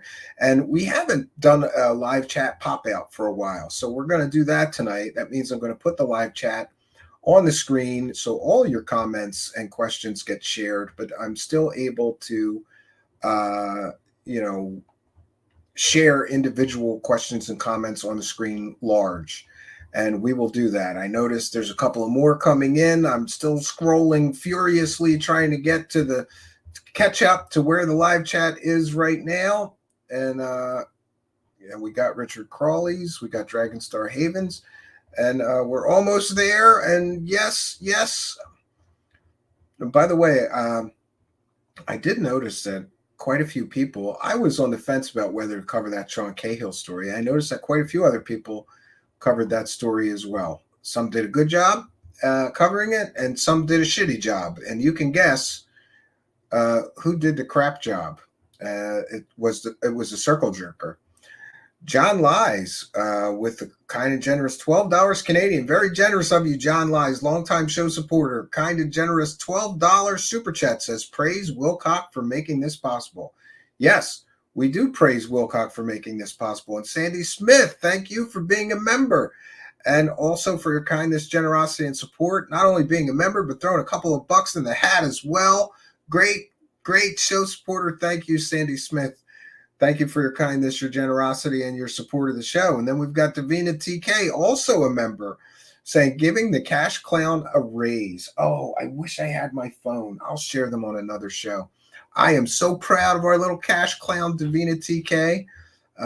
But thank you for two things, both for being a member and for giving the Cash Clown a raise. Thank you for your kindness, your generosity, and support, all of you. And while we're at it with this Praise to Cash, we'd also like to thank all you kind and generous Patreon supporters and all you kind and generous channel members and Twitch subscribers. And I want to thank you also, you people who have been buying merchandise. A few people have been sending me pictures of their shirts. It's great to see. Somebody sent me a combo. We're going to share that one. It made me laugh because they bought a sweatshirt that said, warning, wackadoo. And then they had a Truthseekers shirt underneath the sweatshirt as well. Thank you all for your generosity, your kindness, and your continued support of the show. All of you help make the show possible. Thank you for helping us praise the cash, all of you. Praise the cash, praise the cash, praise the cash.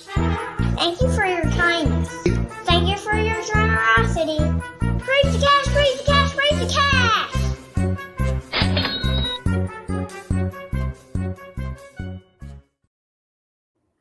All right. And we're going to thank you very much, all of you. What a kind and generous crowd we have. And I want to show you this. This is great. So Lime Green, a longtime show supporter, representing, bought a Warning Wackadoo sweatshirt, hoodie. And she says, this is an awesome hoodie, comfy as F. Good. And she hashtagged UFO Circle Jerk. And then, as if that wasn't enough, under the Warning Wackadoo sweatshirt, there is Trust Me, Dude. And what a wonderful color in purple. I almost forgot that you can get these shirts in any color you want. I got some samples, and I just ordered all the black ones, which is the default setting. But that's awesome. Trust Me, Dude. And, of course, Warning Wackadoo. So new merchandise is a big hit. We will be adding new designs. Spooky's working on some designs that I can't wait to see. And we'll be adding new shirts every week. We'll add something to, and I should explain, we have two storefronts. I know that's a little confusing, but it's necessary because a lot of people just prefer Amazon because it's super quick shipping. So the first link in the description of the video is the Amazon on-demand store that we have. And if you're in the United States or a few other countries, you can get it shipped to you super quick.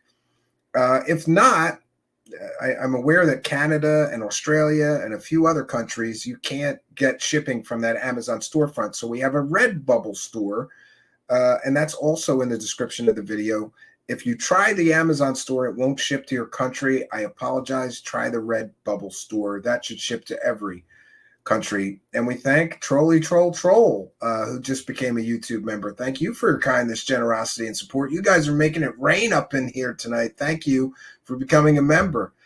Hit that members tab. There's all kinds of goodies, and now you get a membership badge and some extra goodies. Thank you for your kindness, generosity, and support. And we welcome new member Troll and My Flock Sarah.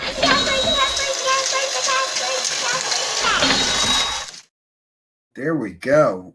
Boy, what a generous crowd we have tonight, and that's good. And I love to see it. I love to see that generosity and support. And DJ D's is here. Thank you for being a member. We've got Louise from NYC. I'm still holding off on my investment into Tesla because of the promise of the wacky Wilcock flying car. Where is it, Stephen? It's nowhere. It's in the land of make-believe, Louise, NYC. That's where it is. It's in the land of make-believe, right? Yes, and Spooky reminding everybody, if you're new here, please subscribe. And Spooky's also a member. Okay. If you are new here, please subscribe. Monday through Thursday, 9 p.m. Eastern Time is our normal shows plus bonus shows. Yes, for those unaware, normally I leave on Friday, early evening when I leave and go to the cabin, and the cabin's been challenging. I'm going to call it challenging. I don't want to say difficult because then it becomes difficult. It's been challenging lately because the cabin is off a main road on a dirt road a few miles into the woods. And when there's a lot of snow, it's very difficult to get in or out of the cabin. And I have gotten stuck. I slid into a ditch once, and my wife is really like, "Hey, come on, cars are expensive. You can't wreck the car." And I understand too. And plus all that anxiety I have when there's snow and it's difficult to get in there. I have all this anxiety for 2 hours driving up there. Like, am I going to be able to get through? Am I going to get stuck? Is this going to be a big problem? I'm going to have to call tow truck to drag me out of a ditch again, or drag me to the main road, or drag me to the cabin. And anyway, you're supposed to get 10 to 12 inches, I believe, between tonight and tomorrow at the cabin. So I think this may be the last blast of snow there. So I have stayed home this weekend, and we're going to be doing some bonus shows all this weekend. I'm home. I might as well get some things done and get some work. And Davina TK mentioned the Cash Clown. I'm sorry. I left my phone in my coat and it's downstairs, so I'll share the pictures on another night. But I'm so proud of my son. He's taking Shotokan karate, and he had his yellow belt test tonight, and I could just tell that he passed. I took martial arts. He did everything that the sensei asked him to do very well, and he was sort of fierce, like he's doing the kicks and the blocks that he was asked to show, and I'm sure that he passed because there was other kids there that were making a lot of mistakes and being corrected, and he almost hadn't. The sensei didn't have to correct him almost at all. I was very, very proud of him, and I think he's going to get a yellow belt, and I'm so proud of him. He's really taken to martial arts and very, very interested in martial arts, and I was as a child, so it's fun for me. I'm glad that I got to stay home tonight because I might have missed that belt test because I'd be driving to the cabin, right? Deb from Saxted, did Dave Scott come on your show? Yes, the conductor of the Woo train was here last night, and I've become aware that he had a lot of tea to spill and chose not to, and I get it. I guess if he gave somebody his word and this and that, but he was sort of defensive of Sean Cahill and Elizondo, and he's on that side of the fence. I like Dave as a person, but I disagree with him strongly about many, many, many things. But it doesn't mean that we can't be friendly, right? And be civil towards each other or be on each other's shows, right? If we need a conductor of the Woo train or somebody that's really super pro Woo, we'll bring him here. And if he needs somebody that's a little more grounded and skeptical and asks the right questions, maybe he'll bring me to his show. And he does have a huge audience, doing very well for himself. And he's got this explanation that he just wants to hear those strange and mysterious stories. And, I get it. I don't have anything against the guy. Well, I might have a few things.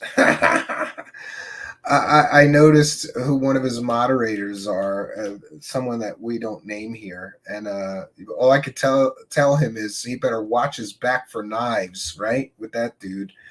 Mr. Ian says that's called debate. So comments or questions for me, please put them in all capital letters. Oh, I said I was going to do the pop out. Let's get to the channel. I'm able to pop it. I think we could still do that. I haven't done this in a while. We're going to pop out the live chat. Pop out chat. There we go. We're going to put the live chat right on the screen and get caught up with you guys. Sometimes, I should apologize that sometimes we get wrapped up in the conversations that we have here, and we don't spend as much time as we probably should just interacting with the live chat. So tonight we'll get a chance to catch up. And here is our live chat, and we'll also be sharing. If you have comments or questions for me, please put them in all capital letters. We'll share them on the screen. We'll talk about them. So what do we think about David Wilcock? Where the hell are these hovercars? Was this just another in a long list of false promises and scams from David Wilcock? I think so. I knew as soon as that came out of his mouth more than a year ago, I said, this is never going to happen. But I do have the benefit of having experimented with free energy devices for a few years when I was younger. I would build all kinds of things electronical. I built Tesla coils. I built radios. I built simple digital computers. I built robots. I built all kinds of strange stuff. And for a few years, I was trying to build a free energy device. I really believed that one of them had to work. So I wasted a lot of money on plans from eBay, and none of it works. None of it, right? And Jimmy's not. Yeah, he's. I don't want to say in front of him. Yeah, we're going to pay him in our own Truthseekers crypto. That's what we're going to do. We're going to develop our own Truthseekers cryptocurrency, right? Yes, Mr. Ian reminding everybody to take a look at our new merchandise line. Yes. Didn't Madonna write a song about Lou Elizondo? Oh, this is a riddle. I'm not very familiar with Madonna's music. All right, give it to me. What song? What song? David Bucky says smash that hover button. Means like button, right? Elizondo. I don't know that song, right? Wilcock, if you're watching this, Elvis died for you. Yeah, I think that David Wilcock should go to church, and he ought to talk to a priest and confess his sins and tell the priest he's been scamming people with fake nonsense for 20 years. Imagine decades of your life lying to people. That's what gets me about him sometimes when I think about it. Imagine if you had spent decades of your life lying to people every day. What does that do to you as a person, as a human being? It's funny to make fun of him, and we do plenty of that. But when I think about the human equation, it's got to be corrosive to your soul to just lie to people every day for money, right? Does he have a conscience? Does it bother him that he's sold nothing but lies for 20 plus years to people? What value did anybody get, right? Steve Nicholson. All right. I won't share it on the screen, Jimmy. Sorry. All right. I can't read it out loud, but I can't say I disagree. Maybe he's doing that right now. What are you smoking over there? Is that a glass pipe? Don't do that in my house. I have kids, you ass. Jeez. Did I build a particle accelerator like Bobby the Pimp? No, but that's how I know you can't build a particle accelerator in your room, because I wanted to have a particle accelerator as soon as I learned about them in chemistry or high school or something. And then I found out that you need a lot more resources than the average person said, Randy Kramer said he'd give you a bloody nose. What do you say? Actually, Randy Kramer said that he couldn't fight me in a boxing match because if he did, he'd murder me. And the Alliance or the Space Federation won't let him kill people with his superpowers. So that's his excuse. And yeah. Oh, Don't Cry for Me, Elizondo. That's the song. That's it. That song I'm familiar with. Yeah, I don't know. I never liked Madonna growing up. All the girls I knew listened to Madonna. Not all of them, but some of them. Mostly I dated like punk rock and rocker and rocker chicks and goth chicks and emo chicks. And I didn't really like date any girls that would listen to just straight pop music like Madonna. But I'm sure that a lot of the girls I went to school with and stuff were always listening to Madonna. I've never been a fan of Madonna, although that one song, Like a Prayer, from a songwriter's perspective, I thought that was incredibly well done. I like songs like that with super production. They had that huge gospel choir on that song. That was a beautiful song. I got to give it to her. Occasionally, she would come out with a really, really good song, right? Clearly, Wilcock has mental issues. Maybe the divorce broke him. Yeah, well, he's suffering from vagina withdrawal, Davina TK, if you'll excuse the expression, but it's a real thing. I have known so many guys that broke up with a long-term girlfriend or divorced, and they go a little crazy because they don't have any, happy fun time no more. And or it's very psychologically difficult to go through a breakup, any kind of a breakup, but especially a marriage where you got to give her half your money. That had to be difficult for him. Yeah, I'm human. I recognize he is too. So we should all pray that David Wilcock finds a new vagina so he stops suffering from vaginal withdrawal and going crazy. I don't know. What's the proper thing to do? Do I send him a card? Sorry you lost your partner? I don't know. No tears for the damn, says Blondie was better. I like Blondie better than Madonna. Yeah, I do like Blondie better than Madonna. Borderline, that was a good song. Yeah. Oh, Mr. Ian, there's snow in England too? Papa Don't Preach was good. Yeah. Did Corey Good sue David Wilcock too ever? Well, I think he threatened to sue him.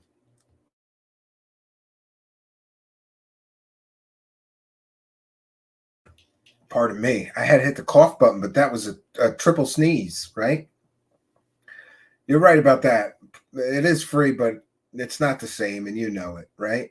Yeah, maybe David Wilcock's developing a mangina. For a while, people were, he was basically hinting around that he was going to transition. That dude is an ugly dude, but he would really make imagine him as a woman. Jesus Christ. Lord Ludacris likes his ex-wife. Well, she's single now. If you like scammer chicks, maybe you could get her number. I don't know, right? I love how his wife had all these black belts in kung fu, and there are no black belts in real kung fu. And who gave her the black belts? Her ex-husband before David Wilcock, the dude she was banging, gave her 5 black belts. I love it. That's so stupid. I got a black belt in kung fu. And me, like a dummy, I called a bunch of kung fu schools asking why does she have a black belt in kung fu? And essentially, some very nice teachers of real kung fu, all different forms of traditional real Chinese kung fu, told me that a bunch of Americans just made up schools that say they teach kung fu, but they really don't. And they made up the belt system because everybody wants to get a black belt, right? $5, me love you long time. What? Our friend's parents had a house in Malibu next to Sean Penn and Madonna. She never let us forget. Well, that's interesting. Lord Ludacris says she is attractive. I don't think so. Not my cup of tea. I think she's a little manly looking. That's just me. I mean, I like more feminine woman. She's a little too butch, right? Is that okay to say today? I don't know, right? The chat has a huge lag. Yeah, I apologize. I'm catching up here. Killer Clowns from Outer Space was her dad, character actor. Madonna used to be attractive. Now she's a freak show. Well, all that plastic surgery, sometimes that goes real wrong, right? Yeah. I've known women with deeper voices than Wilcox, right? Yeah. You think she left him because of the piss smell? No, I don't think he was taking baths in his own piss until after the divorce. The divorce happened. He started suffering from vaginal withdrawal, going crazy. And then he suddenly decided that angels were telling him.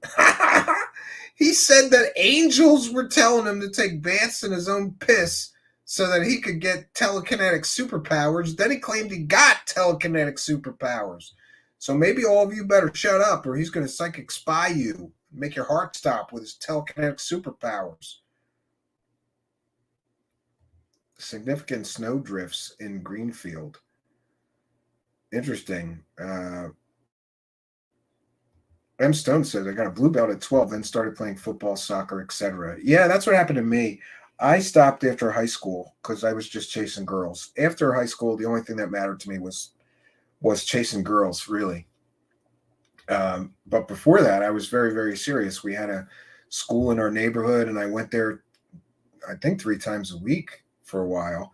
And I went to all the tournaments and competed, and I was really, really into it. And it did help that when I went to this martial arts school, I actually took Tang Sudo, which is a Korean form of martial arts that was actually taken from somebody was in Shotokan karate, and then he created his own martial art and called it Tang Sudo. He was Korean. And but anyway, I went to this martial arts school. It was the only one in my neighborhood. They didn't have a Japanese karate school. They had that. And it's virtually the same. Well, the kicks are different. Some of the martial arts portion is different, but you wear a gi, you have a sensei, it has a belt system up to black. And when I went to that school, this beautiful girl was there, and she was a black belt and the same age as me. And I think I started going when I was like, I think 10 or 11. And but I was just head over heels for this girl because she was hot. And she was a black belt, and she could do everything in martial arts, and I was really into martial arts. So we hung out for a while, and I don't want to say dated. We like hooked up a few times. Nothing serious because we were young kids, but it sure helped having her at that martial arts school. And then somehow I got thrown out of Catholic school, and I ended up at the same high school that she was going to, which was a public high school. For performing arts, actually, but I tried to hook up with her again, and she was just totally not interested. I was heartbroken. I still remember her. I wonder what happened to her. Isn't it funny? Like some of those people, you don't ever know what happened to them, right? You wonder sometimes. But she was awesome. She was just incredible at martial arts, and she used to beat me up, like in the school, in the classes. She was a little smaller than me, but the sensei, when you did the sparring, would have her spar with me, and I was always a little embarrassed but come on, I was like a white belt when I started, and she was a black belt, so she used to smack the crap out of me, and I can't lie, I kind of liked it. I did, and we became good friends. Yeah, we should flip guys. She could flip guys over her head. Yeah, she could. Yeah, she was great. Oh, you did Tang Sudo and then football, wrestling, track. Then I discovered women and stopped all of it. Yeah, that's pretty much what happened to me. After I stopped hanging out with this girl at karate, you know what? As far as I remember, she stopped going to karate. For some reason, she got busy, or she went to she might have went to a different school because that school wasn't advanced enough for her. And then going there without her was just not the same, like I went there to see her. Well, part of me went there to see her. I was interested in martial arts, and but once she was no longer there, I didn't really want to go anymore, or I just wasn't as interested because I really enjoyed spending time with her there. And 3 times a week we would hang out, and then sometimes we'd meet up before class. Sometimes we'd go someplace after class, like a pizza place or something together. So it was fun. It was fun. I miss those days, right? All right, comments or questions for me, please put them in all capital letters. We're doing a catch-up right now. Oh, Wilcock's ex-wife sells priestess master classes now.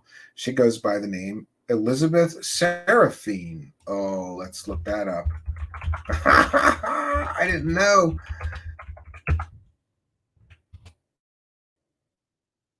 Wow, she's got 10,000 likes on her Facebook page.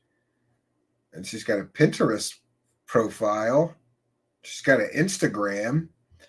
Let's look at the Instagram.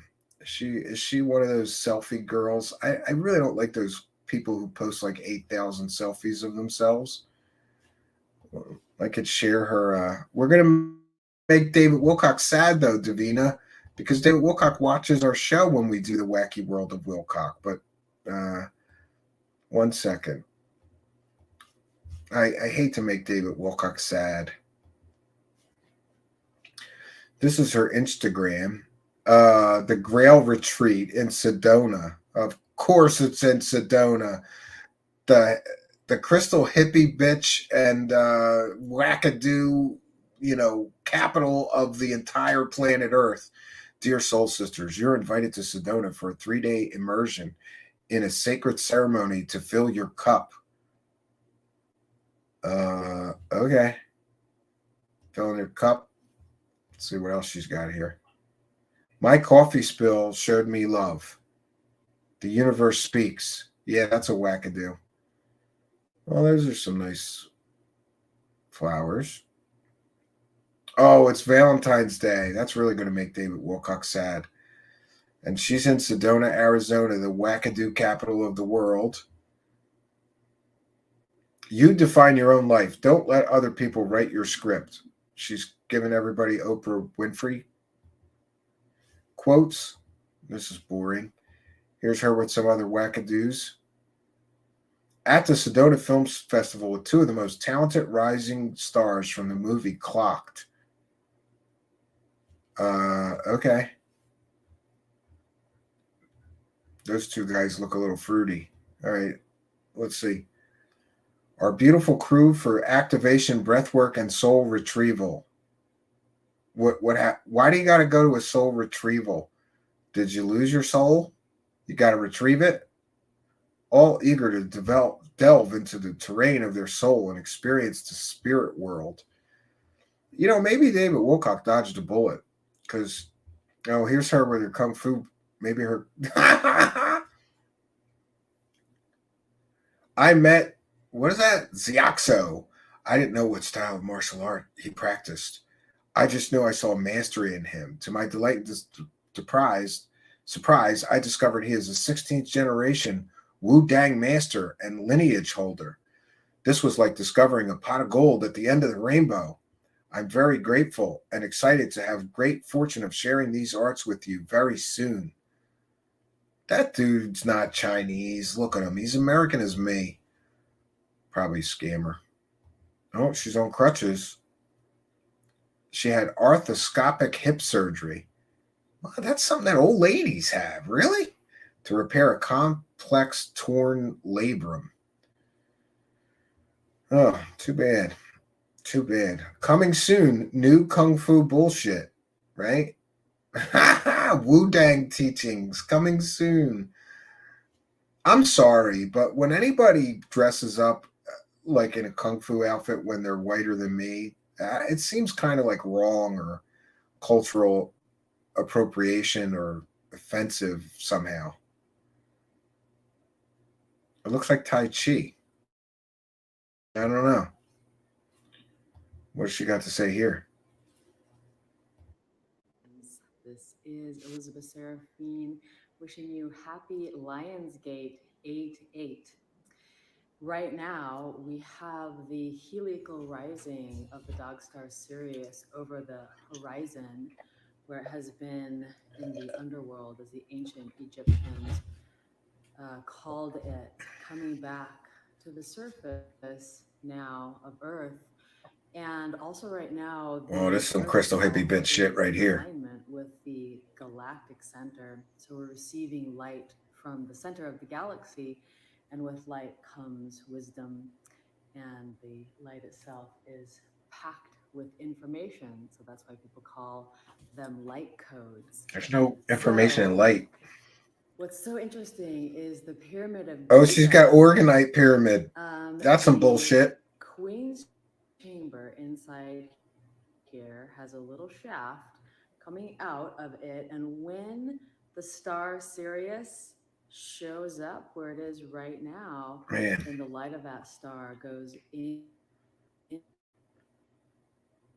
I think David Wilcock dodged a bullet with this crazy. And it's chamber. What an amazing of engineering the pyramid is to have been built It's aligned that way. it's aligned that way. The star Sirius is actually no. sun, and as a sun, it is twice as big as our sun, Earth's sun. So it's quite a large body of light, giving off the wisdom and the information from light. So the pyramid was constructed so that the light of Sirius comes in, touches into the Queen's chamber, and at this time It's the of King's year, chamber, this you happens, dumb it crystal is hippie near bitch. the Nile to this desert. Is there a Queen's region. chamber? I don't know. And because of that, fertility I think and there's a- resurrection, this time is also associated with the goddess Isis, because Isis is the magical resurrector of her husband Osiris. And so right now, it's a powerful time to get quiet, to meditate, to receive this light that is coming to us from the galactic center. David Bucky's going to make her ascend 13 times. They receive light, and in so doing, that That's what I've heard, Deb from SAC, but I don't know if that's true. that is coming from the galactic center, and if you can see Sirius, then also from Sirius. So have a happy Lionsgate, and also this time is not just right now, it will still be for days. All right, I can't take any more. I'm sorry. Troll, what school did I go to in Philly? Well, I went to Catholic school until I got thrown out of Catholic high school. So I went to Catholic school for nursery school, kindergarten through 8th grade. And then I went to a place called Northeast Catholic High School for boys. And I got thrown out of that. And then I ended up at a place called FLC, Franklin Learning Center, which was like, it was like School of Performing Arts. And there I did music and drama, interestingly. I liked that school, but that was kind of stupid too. But yeah. And I much preferred, Catholic school was rough because especially the boys' high school. The boys' high school, there was a lot of bullies and idiots because there was no girls. There was nothing to do. So people just messed with people and harassed people and bullied people. And there was a lot of like what I would call like rich kids that went to that Catholic high school. And my family was like, I don't want to say poor, but we were like working class, you know, working lower middle class or upper lower class, whatever. And I didn't get along with those rich snobby kids from the suburbs who sent their children into the city for some reason to go to Catholic school. I did enjoy some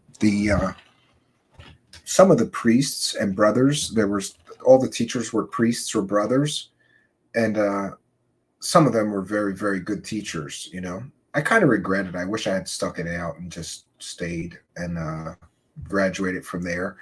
But that high school shut down, like a lot of Catholic high schools, and now it's like a vocational training center where you go to learn to be a nurse's aide or something. Yeah. The fake martial arts masters. Yes, that's on my list of things to do, actually. David Bucky's complaining about Sedona's food. Oh, no, good food, but such hippie BS. Yes.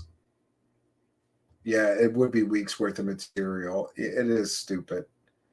Sedona looks to me like a CIA counterintelligence. It's people have said that. Yeah.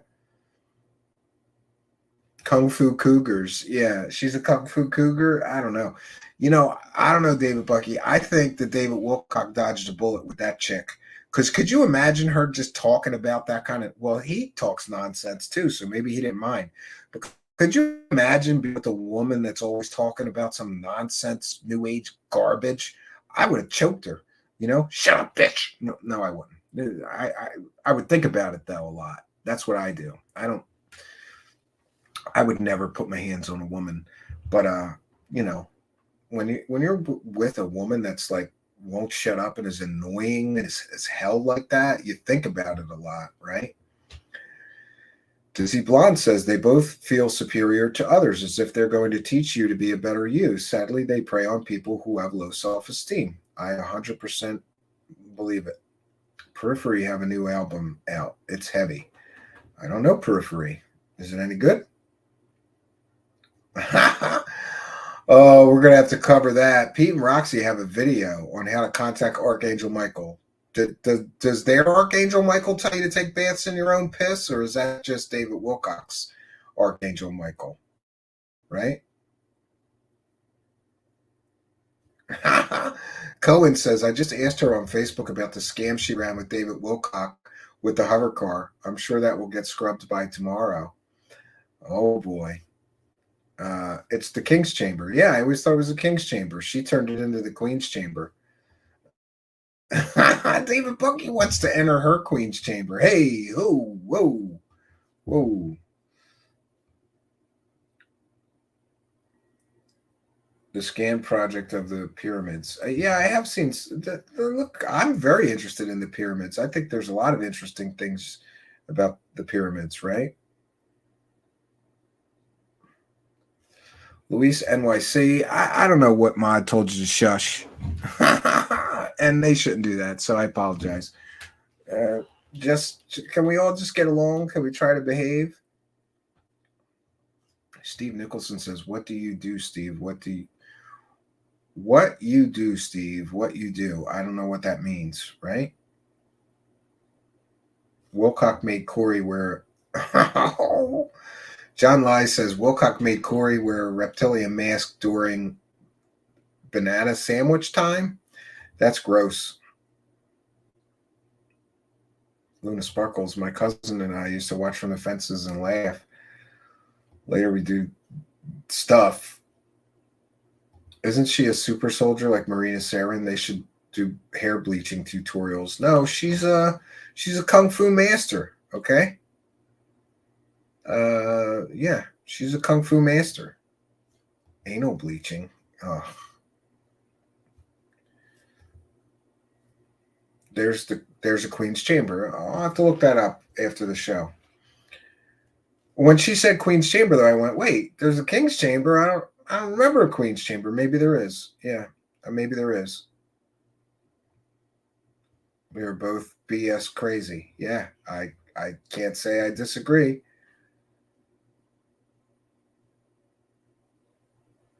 Oh, okay. Well, come on. He gave you the link to the article, though, didn't he? He can't help it, and he's in the UK too. I don't know. You guys really want to get an argument about snow and how much snow there is in the UK, or can everybody just get along? Can we just let it go? I apologize for him. Okay, let's just move forward.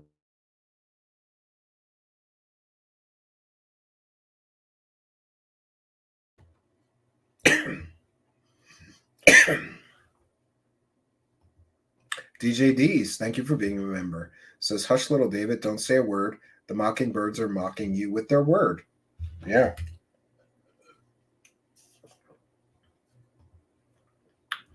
Horsey says, or is it Horsey?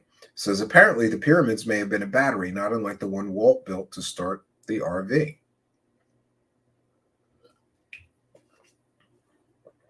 You may be right. There's a lot of theories. One of the most interesting that I've heard is Joseph P. Farrell. He believes that the pyramids were some sort of weapon. And that's very, very interesting to me. If they built it and it was a weapon, that's very, very interesting.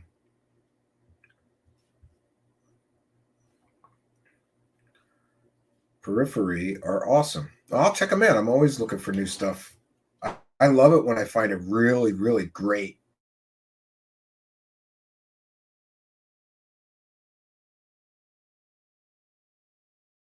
band that's new to me. You know, that's weird. The screen just no tears for the damned. I'm not going to read that, but I get it. We got a lot of. I don't know. I don't know what it is about her. There's something weird about her. I don't find her attractive at all. She just strikes me as like I don't know, manly or something. Like manly. I don't know any other way to say it. I don't know. She doesn't strike me as feminine. She strikes me as manly, you know? Who got banned? Who got timed out? I don't know what's going on in the live chat. Apparently it's fight night here. And yeah, I still haven't heard about fight night there, Spooky, so I don't know. But we're going to run that show with or without the participation of all involved. I just thought it would be better if I just sit back and moderate and let these two guys, debate. We're not going to call it an argument, right? The Queen's Chamber was taken over by Khufu and became the King's Chamber.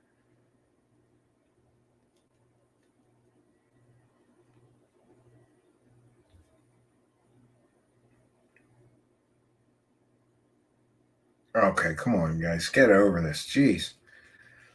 Gosh.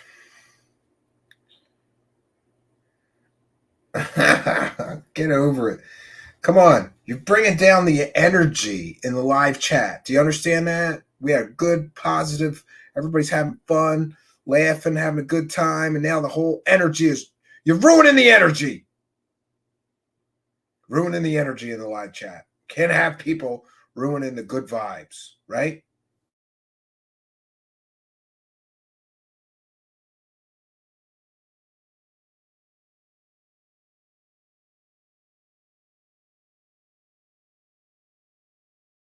Keep freezing. I don't know. I'm going to shut down some things here just to, maybe that's it.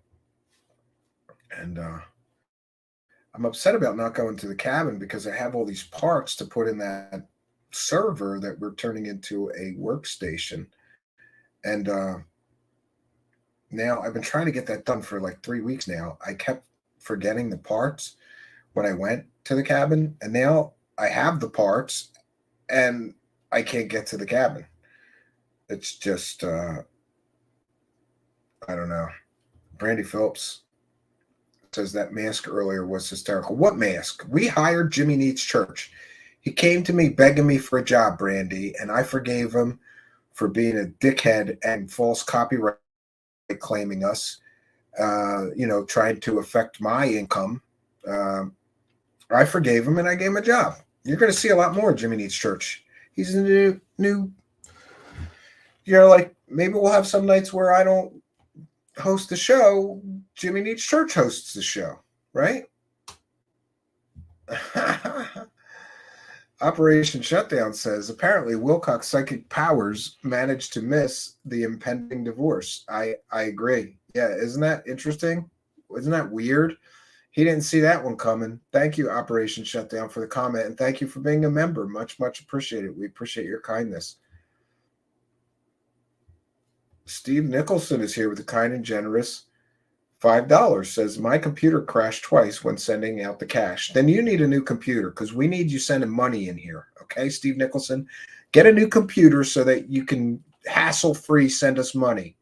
More money. Lots more money, right? No, I'm just kidding. Yeah, I don't know. I tried to send money to a show, I don't know, it was a couple of days ago. And I didn't know, but I guess I don't send super chats much. I'm poor, right? I can't afford it. But there was some show and I wanted to support the show. So I go to send a super chat and it wanted me to verify my credit card or something. And my wallet's, sometimes it's downstairs or whatever. And then I had to go get the wallet. And yeah, my computer was acting real funny. It was like really difficult to send the super chat. And I remember thinking, I hope nobody has this kind of trouble trying to send me a super chat, but thank you for your kindness, generosity, and support, Steve Nicholson. We appreciate you, and we thank you for your kindness, and thank you for helping us to praise the cash. Praise the cash, praise the cash, praise the cash. Thank you, Steve Nicholson. Very, very kind and generous of you. Elizabeth April is selling ticket for the GFL Summit where you can get the answers you've been looking for. I always get her and that other hot alien girl. What is it? It's two of them. Elizabeth April's one. Who's the other one? Megan Rose. I don't like what she sells or what she talks about, but I had to talk to Megan Rose once. Long story, and I liked her as a person. Maybe we'll try to get her as a guest. And she can like woo translate whatever the hell she's talking about over there because it's pretty deep in the woo,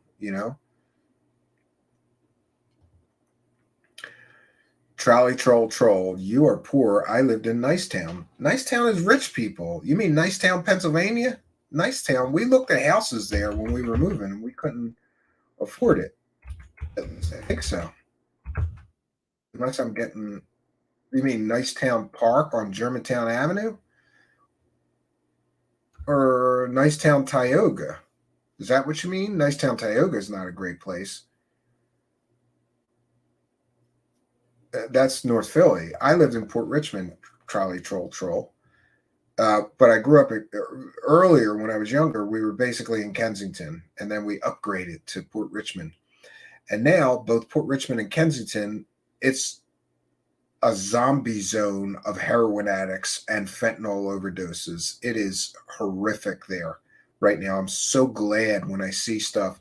You know, I still have friends and family there. Occasionally somebody sends me pictures of all the dopers. And, you know, I hear the horror stories of people's cars getting broken into like every night. Their cars get broken into every single night. And people's houses getting broken into. People are getting robbed. My old neighbor's son just got jumped by like 10 kids. And he's got medical problems. Like he is very, very sick. So the fact that like 10 bully kids down there and, you know, jumped him, I was very upset to hear that because he's the nicest kid and he's very sick. He's very ill. I can't remember the name, but he has one of those things that's like a genetic, it's like a long-term health syndrome. And he was always in and out of the hospital, poor kid. And I don't know why, but he got jumped by like 10 kids down there. And it's just horrific what's going on in my old neighborhood now, right? Just north of Kensington. Yeah, I know where that is. I thought you meant Nicetown in the suburbs. There's two nice towns. And one of them ain't nice, trolley troll troll. And you picked the wrong nice town to live in, right? No, I know right where that is. That wasn't far from where I grew up. And I spent time in that area growing up. Like there was always like, you know, other kids to hang out with or people having parties up there. And we would take the L or whatever up there. What videos I have seen of Philly is pretty depressing. Yeah, I'm glad I moved. I'm so glad I moved. Philly, like downtown Philly, is super scary nowadays. No, downtown Philly is nice because that's where all the tourists go. So they have plenty of police to keep the crackheads and the dopers away. What's not nice is all the neighborhoods around Center City. Those are hellish and nightmarish. Like, yeah, I can show you. This is kind of funny, but I'm going to do it. I'm going to show you where I grew up. It's called Kensington. And it's just horrific down there right now. Here, I'm going to show you. This is the neighborhood I grew up in. This is a mini documentary. How did this happen? A documentary about Kensington, Philadelphia. And let me not forget. So I'll put my, I'm going to put my fair use banner up. And this is a transformative work. We're educating the public and critiquing the video that we are sharing. I'm going to, I muted the sound because it's just somebody narrating, but there's some music and I don't know. This is called Needle Park. And that's where, when I was growing up, all the dopers stayed at Needle Park, but now they're everywhere down there. And these are the train tracks where everybody lives. It is just horrific down there. It's like a scene from Apocalypse Now. It's so bad. This doesn't seem too bad. Here, we'll go back to Kensington Avenue. This is Kensington Avenue where I grew up. And there's just dopers everywhere nodding off. You see him? He's under the influence and he's nodding off. Here's somebody stealing. Here's a bunch of tents and a bunch of junkies. They are just everywhere. This is where I grew up too. So it's really sad to see. When I grew up, this was a nice area. And it was sort of like, this was all the storefronts. So like when you were a child, if your mom had to take you someplace and get you a new pair of sneakers or clothes or, you know, whatever, she would take you to Kensington Avenue. Now, you don't want to be on Kensington Avenue for anything other than heroin or hookers. It is just horrific. It's so bad. And there's tent cities everywhere. These are all drug addicts. The heroin and fentanyl down there is so bad, so terrible. And look, it just looks like a war zone, right? This is it's probably Kensington in Indiana right here. The big corner is Kensington and Allegheny. They called it K&A growing up. Look at this, a doper with a baby. Oh, God. God bless that baby. Jesus. This guy's nodding off right next to a baby carriage. It's just horrific. And this is what goes on down there. All these dopers are just walking around, copping dope, begging for money. And so this, when I say that somebody's about as credible as a crackhead with a gas can, one of the scams down there is somebody will stand near a car with a gas can and beg you for money so they could get home.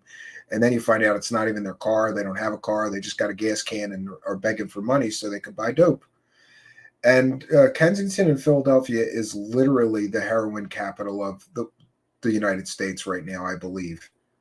There are people there. If you do go and talk to people, and I have, last few times I was there, trying to talk to some of them, people come from all over the United States to Kensington because they can do drugs here and nobody arrests them. And this is what's called the L, or elevated platform. It's a train that is elevated, and it goes all the way down Frankfurt Avenue and Kensington Avenue, and that goes all the way to Center City, where it goes underground into what they then would call the subway.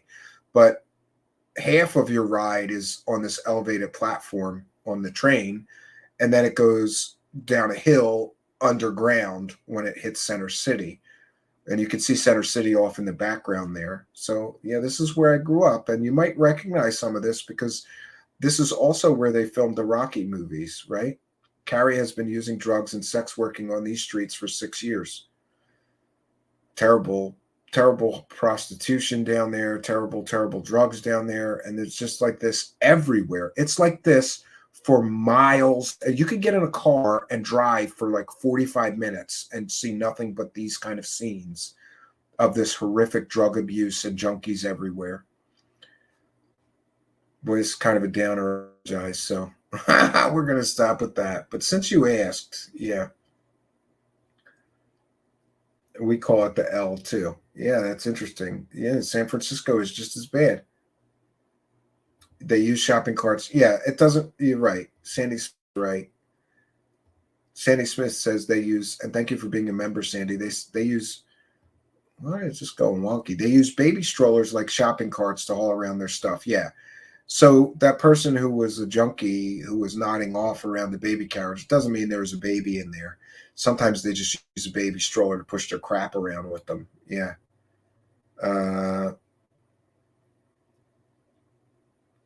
Luna Sparkle says, I try to do community outreach, but gosh, someone overhears and follows you home.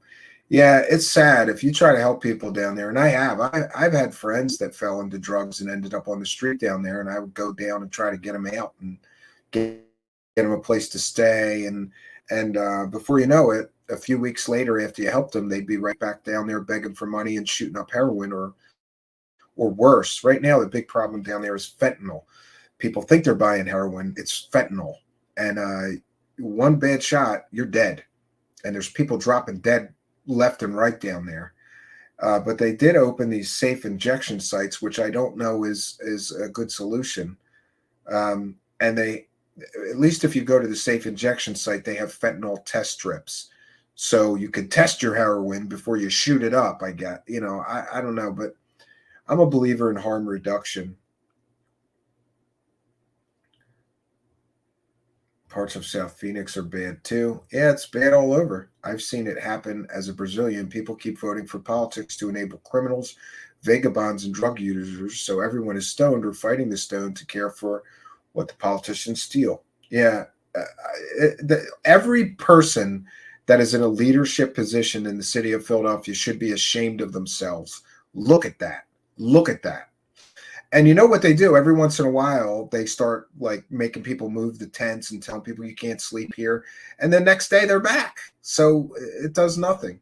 They do nothing. I think they need drug programs and outreach programs. And, you know, they need to do something, though. Imagine having to live in that neighborhood, just being a normal person that doesn't do drugs. And there are tens of thousands, hundreds of thousands of people that have to live with all those junkies everywhere in their neighborhood.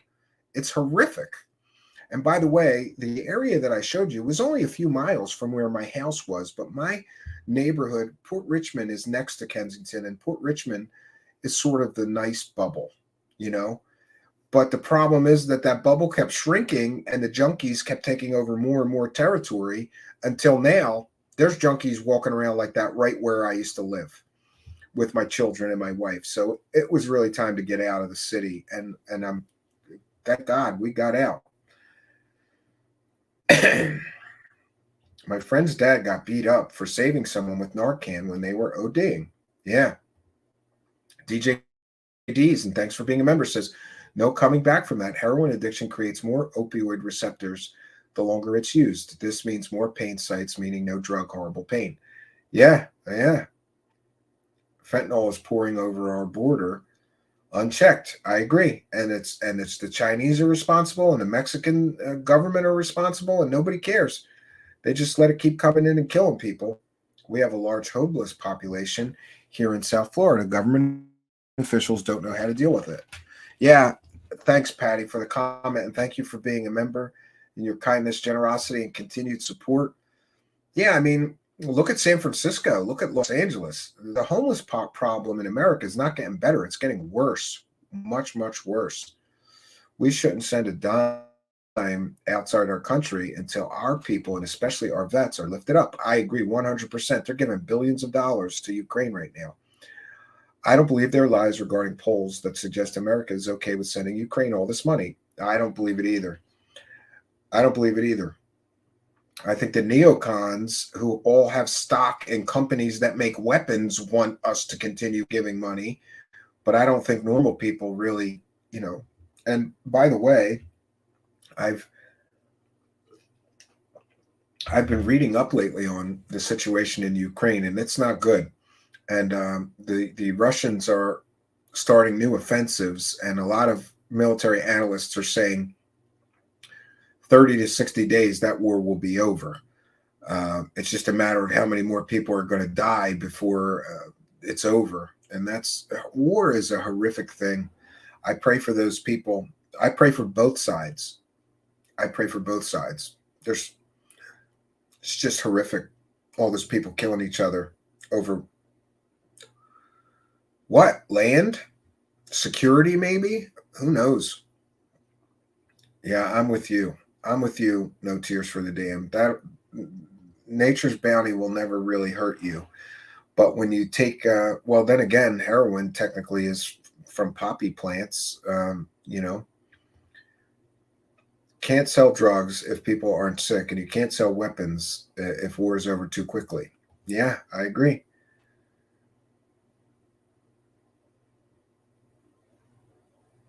Brandy Phillips says, not when you're a girl in 9th grade taking it to and from school every day. I could tell you horror stories. Yeah.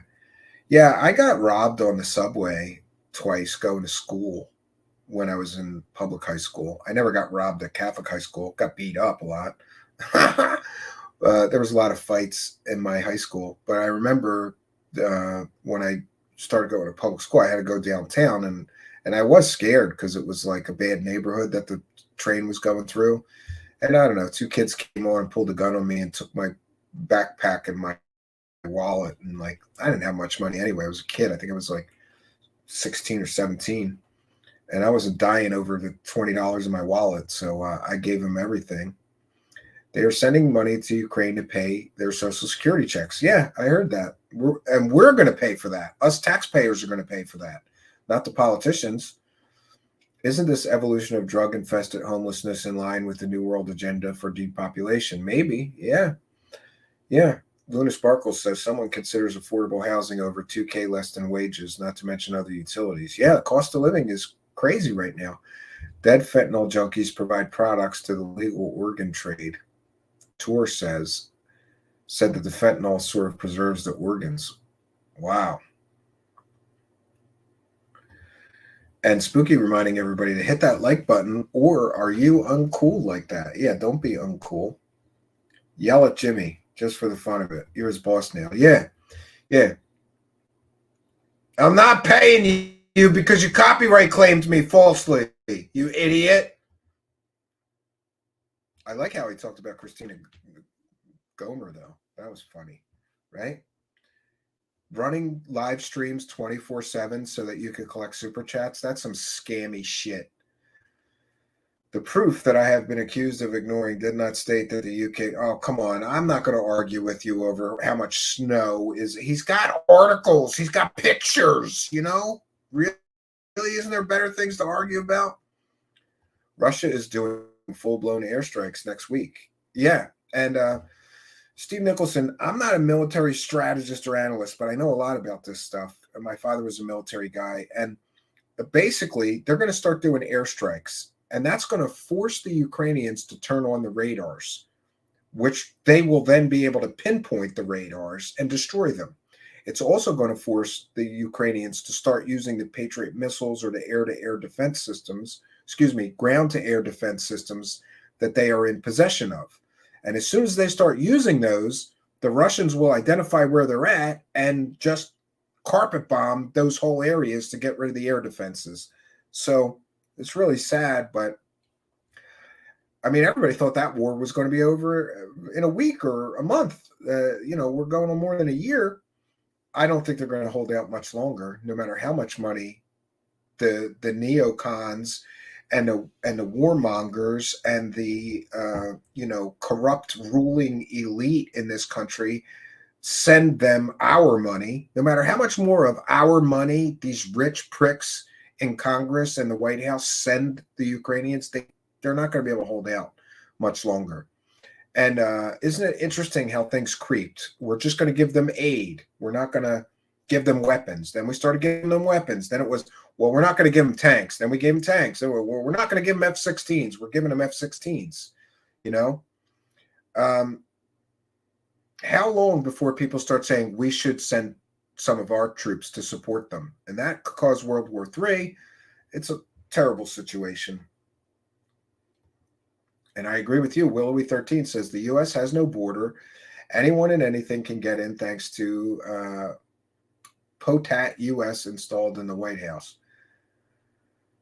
I lived in the U.S. back in 2003, and I had to meet several criteria to live in it legally. Yeah, Willow, my grandfather was really, I don't want to say he was racist, but he did not like illegal aliens. I don't know if, because he was Polish, and when he came here, he had to take English classes, citizenship classes. He had to learn to speak English so that he could get a decent job, because imagine if you don't speak English, what can you do? So he worked very, very hard, and he became a naturalized citizen of this country, which he loved and he was very proud of. But he really hated that some people just come here and get welfare and food stamps or whatever, benefits, get their kids free educations. People talk about the immigration crisis like there's a legal way to become a citizen here, but people just don't want to do that. It's easier to just, do it the illegal way. I'm all for immigration. I don't support illegal immigrants who, by the way, the reason they allow that is so that rich corporations and rich assholes can take advantage of those people and pay them $3 an hour under the table. So, why not do this? Why not say it's a $10 million fine to employ an illegal immigrant to do anything? Illegal immigration would stop virtually overnight if you made it a $10 million fine if you got caught employing any illegal immigrant. It would literally stop illegal immigration overnight. They won't do it. Why? Because rich people benefit from those illegal aliens. That's why. Now, there is some things, though, that you have to deal with, like who's going to pick all of the fruit? Do you think Americans are going to go out there in the hot sun picking oranges for 10 hours a day? Hell no. So I'm for giving them work visas, but people have to pay them a realistic wage. You can't pay them under the minimum wage. And even the minimum wage is crap. You're going to be out there in the hot sun picking oranges all day. You're going to pay those people $15 or $20 an hour. Pay them a living wage. But the rich pricks running everything are not willing to do that, so the problems continue, right? And by the way, I knew some illegal immigrants, and I knew this family, and they were very, very nice people, and they're super hardworking. I'm for giving them a chance. Give them their citizenship. Make it easy. Make it easy for them to become citizens so that they won't be illegal, right? They're coming here for a better opportunity. But by the same token, we can't treat those people as second-class citizens or a slave race, and that's what we're doing now. Yeah. All right, back to the crazy. Valiant Thor came to save us from the war. The U.S. government said to him, take a hike. Well, so the story goes, yeah. Deborah says your granddad came the right way, the legal way. We have laws. They aren't being followed. Yeah, I agree, Deborah, and thank you for being a member. I think if Russia does lose, they will just kill Putin off and blame it all on him. Yeah, a lot of people have basically said that. A Polish Vampire in Burbank is a funny movie. I've never heard of that, but I'm Polish and I like vampire movies, so we're going to put that on my list. A Polish, what? I got to write that down because I'll forget it. A Polish Vampire in Burbank. Yeah, we've gone off on quite a tangent tonight, all different things, so I apologize if you're just here to find out where in the world David Wilcock is and his hovercars are. I think we covered that, though. So if you're not interested, you can, find something else to watch. Stephen, you're correct. Legal immigration, most of the previous generation did things that way. Yeah. We can't afford Social Security anyway. They're just giving our money that we will never see. Yeah.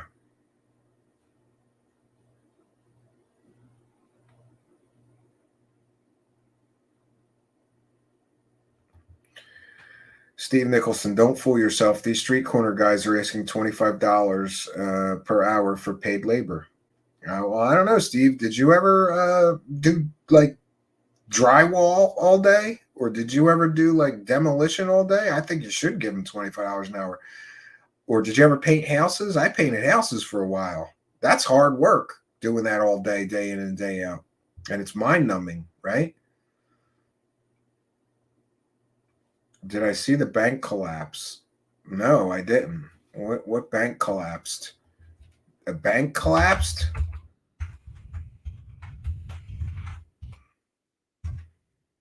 Silicon Valley Bank has been shut down by regulators. The second biggest bank collapse in U.S. history happened. Oh, that's great. Silicon Valley Bank, San Francisco payroll firm relied on collapsed bank. Oh, that's great. Great. That means inflation's going to get worse. Wonderful. You remember that dollar you had today or yesterday? Now it's worth 50 cents. Banks are collapsing. Another sign of the apocalypse. No. David Bucky says, I feel like it depends where, like, I get there's a right way. But in Arizona, like 150 years ago, this was Mexico. So I'm not that bad if we have illegal Mexicans here. Yeah, I just think we should make them all legal. That's what I think. I think we should give them all amnesty. Just let them stay. But then you got to come up with a system for new people, But they have to make it much, much easier to come here legally because we need the laborers. You think Americans want to start picking oranges for 10 hours a day or almonds or whatever? That migrant farm work, no Americans want to do that or will do that. Go try to find enough Americans to do a harvest. You won't.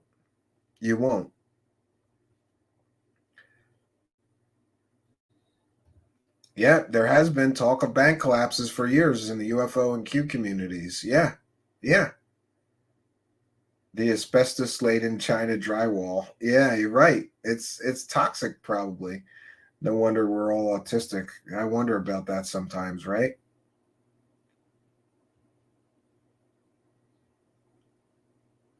Clinton's NAFTA. Oh, the memories. Yeah. Yeah, absolutely. Absolutely. Um, I didn't do it. I'm a terrible show host. I'm supposed to remind you how you can support the show. You guys are all regulars here. Most of you, if you're new, we're a viewer-supported show. And there's a great way that you can help to support the show. There's a few great ways. And we have our man with the golden voice, our announcer, Ian, who would be happy, I think. Well, I don't care if he's happy. It's pre-recorded, so he's going to have to do it. Our wonderful announcer, Ian, the man with the golden voice, here to remind you that we're a viewer-supported show and how to support the show. I should have did this when we had, the most viewers, but I forgot. I'm a terrible show host. I apologize. But I still like to run these every time, especially for the benefit of the people listening to the audio podcast, because sometimes they're first-time listeners. We are a viewer-supported show, and here's Ian to remind you how you can support the show.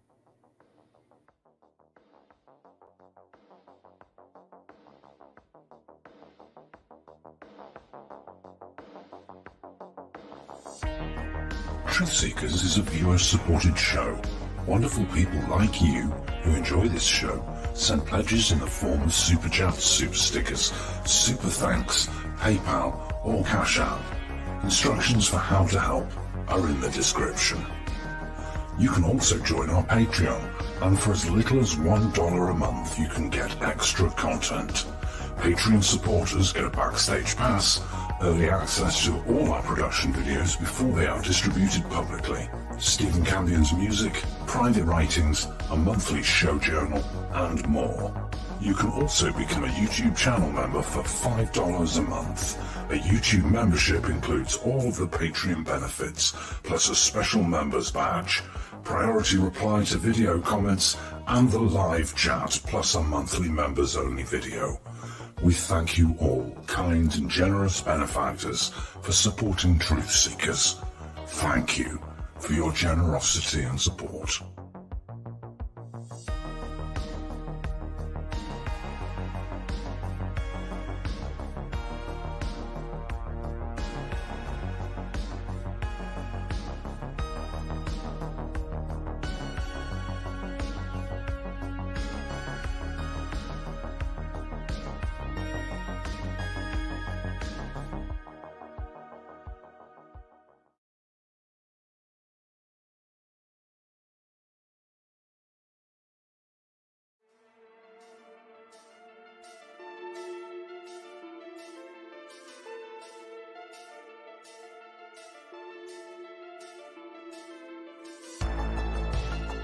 Thanks for being here. This is Truthseekers with your host, Stephen Campion. Please rate, like, and comment on our videos or podcasts. If you are listening to an audio podcast, please rate us 5 stars to help us rise in the search rankings. If you are watching on YouTube, please like, comment, and subscribe to our channel. If you're listening to an audio podcast, we love and appreciate you listeners, but you are missing the live tapings. All our shows are recorded live with video feed. We'd love you to come be a part of our live broadcasts and tapings for the podcast. Head on over to YouTube, click the search tool, the little magnifying glass, put Truthseekers, one word in the search bar, and hit enter. You'll see a strange and mysterious guy with sunglasses. That means you found the channel. Go there, smash the subscribe button, and hit the notification bell to receive up-to-date info on our YouTube channel. We welcome you to be a part of our live taping and our chat room during the live broadcasts. Seek the truth. Speak the truth. This is Truthseekers. Truthseekers.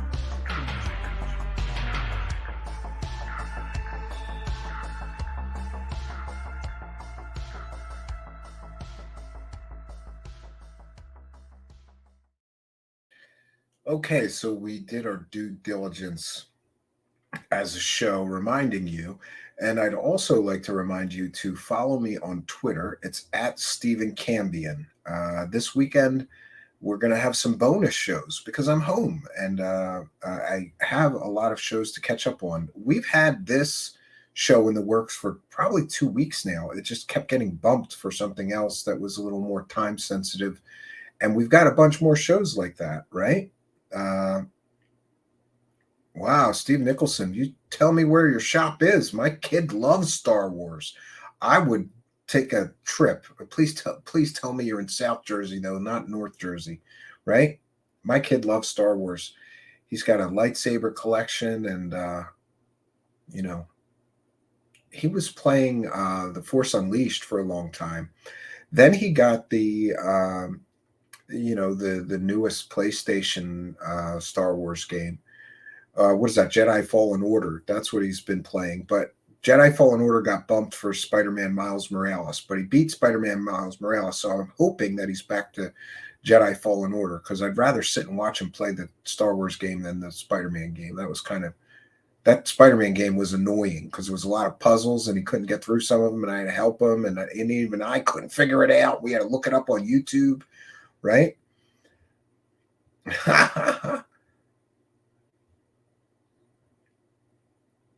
We are in a Cold War with Russia and China. Yeah, it appears that way, right? Deb from SAC bouncing out. We'll bounce out with you. We're going to be wrapping things up shortly here. I have decided that for future reference, we're going to try to do shows for 3 hours, but there may be some where we just don't have enough for a 3-hour show. So we'll just do that one as a 2-hour show. And, honestly, the reason that we're doing that is because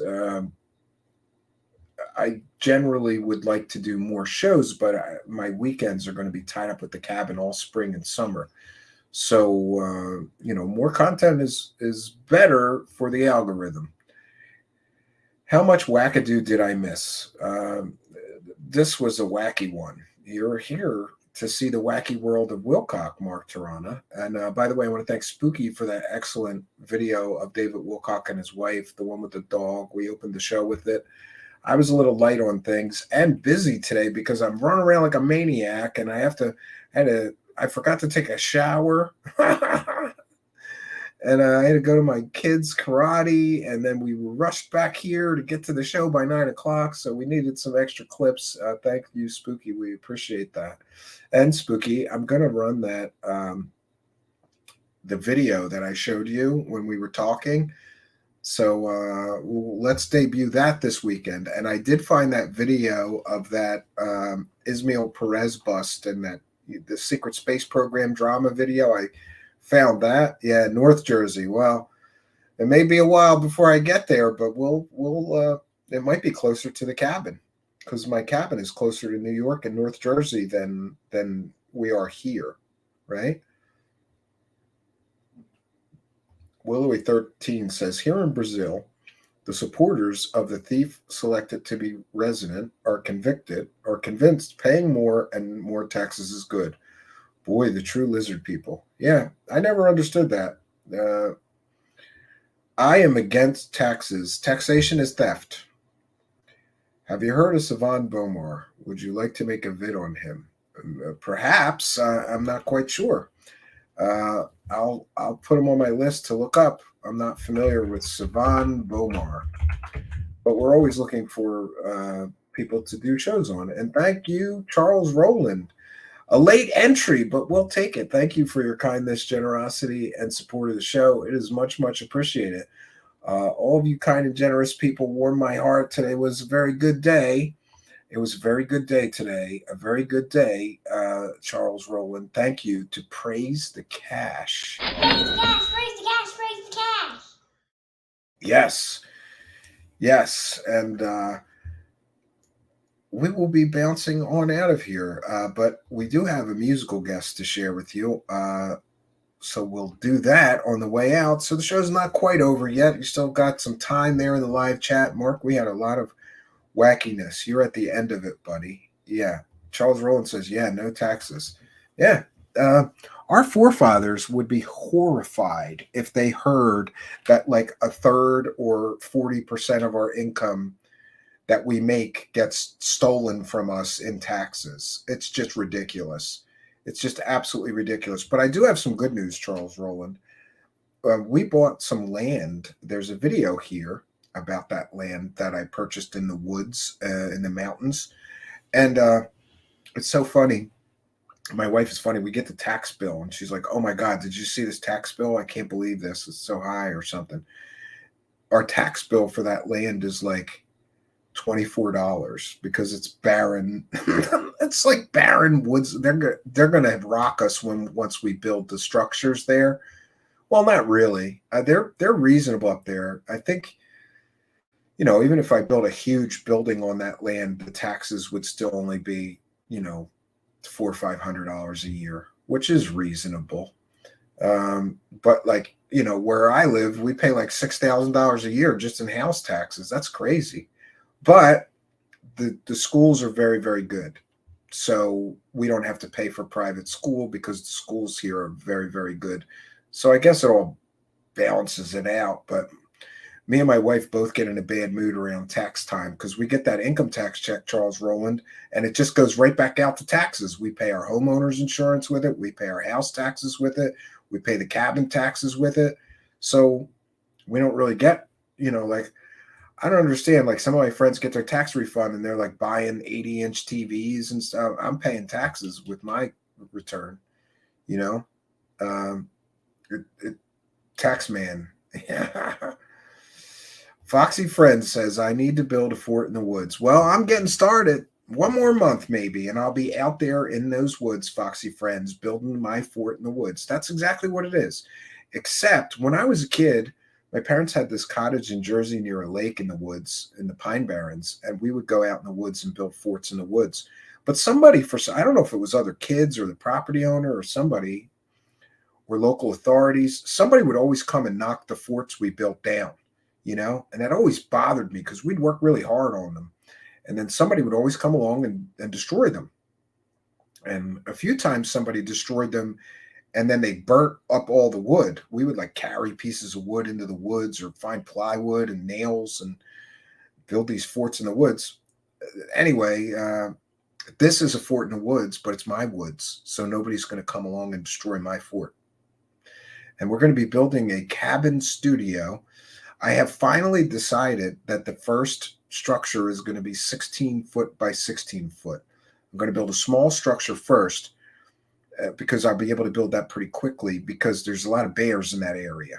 And I don't want to be there on that property and have a bear, aggressive bear, or a pissed off bear, or an angry bear, or, anything can happen when you're talking about bears. And by the way, we don't have grizzlies or huge brown bears. We have black bears, but they could still kill you easily. So my first order of business there will be to build a structure for the sole purpose that if there's a bear, I have some place to go to that the bear can't penetrate. I don't feel very safe going in those woods and hanging out there all day with just a tent because a bear can rip right through a tent, So we're going to build a small structure first, which will connect into the larger structure eventually. But we got to have a structure there because of the bears. Foxy Friend says, we camouflaged ours. We tried that, and they lasted longer with the camouflage tarps that we stole from my dad, but they didn't last. Somebody still busted them up, right? David Bucky says, I got to go. You all be safe. Like, share, subscribe. Yes, another thing. Besides throwing money at us, one of the best things that you can do to help our cause here is to like, comment, subscribe, and share these videos on your social media. And I see you people on Twitter retweeting when I tweet a show. It really, really does help. And the final thing I would ask of you is watch one more. Maybe not today, maybe tomorrow, while you're at work, while you're driving somewhere. And visit our website, truthseekershow.com. And from our website, you can listen to all of our audio podcasts, or you can also watch all of our videos right from the website, truthseekershow.com. And I'm told by somebody who's a much better expert than me at these AI algorithms of YouTube that when you watch one more, it tells the algorithm that we produce quality content that people come back for, and then it turns up the knob for us. It approves us to be recommended to more people. It approves us to be put higher in the search rankings because they assume that we produce good content. So I'd really appreciate it. We have a huge back catalog of live shows covering all different strange and esoteric topics. So go to our main channel here on YouTube and hit the little magnifying glass. You could search for Bigfoot or I don't know, ghosts, demons, exorcism, aliens, UFOs, whatever you want, and you're going to find something that may interest you. And I would appreciate you watching one more, because that will really, really help us with the algorithm. And Steve Nicholson said it was probably me dirt biking over your stuff in the Pine Barrens. No, we were in South Jersey. What was it called? Browns Mills, which is right next to Fort Dix Army Base and McGuire Air Force Base. Just a little sleepy town. My dad got some land and built a cottage there. Well, my grandparents originally built it, and then we sort of took it over and finished it. And it took 3 generations to finish that. To finish that cottage. My grandpop started it. My dad got it a little further along, and then my brother finished it. Yeah, it was so weird of me. After my father died, my brother took that place over, and he started putting walls in and stuff we never had, and floors. It was so weird to see that place like a finished place, because when I was growing up, it was always like just drywall, and some of the rooms didn't even have drywall. There was just rafters and insulation, you know. Oh, there we go. Bullfroggin just became a YouTube member. We thank you for your kindness, your generosity, and your support of the show. Thank you for helping us to praise the cash. Click that members tab. You got all kinds of new goodies and extra video, extra content. You're getting a members badge. Thank you, Bullfroggin, for your kindness, generosity, and support, and for helping us to praise the cash, Bullfroggin. Praise the cash, praise the cash, praise the cash. Oh, welcome our new members. Thank you. I think we had 3 today, which is sort of a record for us. 3 new members all in one broadcast. I love to see it. Love the new members. And by the way, I'm going to be posting some new members. I'm going to be posting some members extra goodies. Some of you have heard that I have a new musical album that will soon be available on iTunes. That's going to be on Patreon and on the members only video section here on YouTube for YouTube members as well. All I ask is please don't share it around, the links that I'm giving you, because if you do, it'll be on Pirate Bay, and I'm going to make 0 from selling that album on iTunes. So I'm trusting you, Patreon supporters and members. Just keep it to yourself. Listen to it. You can listen to it. It'll be there forever. Well, as long as YouTube and Google Drive are there, it'll be there. And it's a 14-song album, completely free for Patreon supporters and members. And it's the same. You're getting the same exact album that will be on iTunes for purchase. But since you're a supporter of mine, a Patreon supporter or a channel member, you get that 14-song album free. And it's just Stephen Cambion, A Very Dark Place. We're waiting on the artwork for iTunes, and then it's going to be on iTunes very soon. And we got some other extra goodies that I'm home all weekend, so I'm going to get caught up and get some extra goodies to you Patreon supporters and you channel members, right? Brandy Phillips, I don't mind. She says, I'm too poor. My support isn't monetary. Well, there's other ways to help. Like I said, just share out these videos. We could use a promotions manager, Brandy Phillips. If you want to start posting our videos on all the YouTube, I started trying to post our videos on Facebook groups, but these guys are like crazy. Like, you know, there's a Bob Lazar discussion group on Facebook. I post our Bob Lazar videos. They delete the post, and then they delete me as a member of the group because I guess they don't they don't like hearing about how Bob Lazar is a convicted pimp fake scientist who never stepped foot on Area 51 and a con man and had a, you know, a murderous wife who was hanging out with the Hells Angels, murdering people and doing drugs, right? They don't want to hear about that part of Bob Lazar's story. Yeah. Maria Rose says, Truth Seekers does great work. New people are discovering you. Yes, and we are happy to be spreading our wings and expanding our reach and giving. I need a bigger bullhorn, Maria Rose, and I'm so happy that we get. I was thinking the other day about like when we started, and there was like 2 people watching the live show. That was rough. All right, we'll take some comments and questions from the live chat. Uh-oh. There's only 2 people, and they didn't want to ask any questions, I much prefer it now. We've got a great live chat. We're building a great community. And by the way, B. Baker or somebody in the live chat can put the link to our Discord server. You can come and hang out with us 24 hours a day, 7 days a week. There's always somebody in there. There's all these different sections for all different stuff that you may be interested in, like Bob Lazar or UFOs in the news, World War III. Yeah, all kinds of good stuff in the Discord, right? The live shows have had way more people just in the last month. Yeah, I think we got a big bump starting in December, and I'm glad to see it. Obviously, the more people we reach, the more successful the show will be. But I do try to remind myself that it's not about the numbers, but we are in an attention-based economy, so in a way, it is about the numbers. Yeah, and thank you, Bullfroggin, giving a thumbs up. New member, check that out. Now you got the member badge, Bullfroggin. Congratulations, new member. And Sarah and our other new member as well.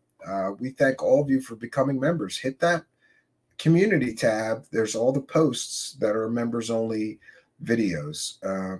No Tears for the Damned says, Dr. Frank Strages was busted for bringing $150,000 worth of pot in a private plane in 1973.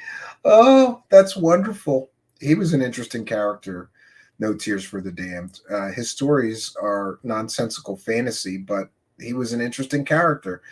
And I knew somebody, I talked to somebody once that knew him very well, who told me that he was just like a minister and he wasn't making enough money and he needed extra money. So he started making up these alien stories and writing books, and he did very well money-wise with that. Interesting character. So what can I say, friends? That's all we got for you. I am going to bounce on out of here, but we'll be back sometime tomorrow night. I haven't decided. We might do a Twitch-only open panel stream, or we might just do a show here. I'm going to look at what we have on the whiteboard over here and see. I would really like to get caught up on some of the live shows that we haven't done yet, that we have in the queue, sort of. So I don't know. We'll be back tomorrow night, probably tomorrow night at 9 p.m. Eastern Standard Time. And I hope you'll be here with me. We had a great time tonight visiting the wacky world of Wilcock. We found out that the Jimmy Needs Church is going to be a guest host here. He's quitting. He's out of scammers, right? To interview. It was just a great night, and I thank you for being here on a great night. I had a great day today. So proud of my son in that karate uniform. He really, really tried hard, and I helped him practice and get ready for his belt test. I can't wait to see him with the yellow belt. I'm going to be so proud of him. All around great day, and thank you for sharing some of that day with me. No place I would rather be, but that's all we got for you for now. I'll be back tomorrow night, 9 p.m. Eastern Standard Time. Check on Twitter and in the Discord at Stephen Cambion. I will post early in the day what we'll be doing. But most likely we'll be right here doing our usual thing, but at 9 p.m. Eastern Standard Time tomorrow. So until next time, friends, my name is Stephen Cambion. Good night.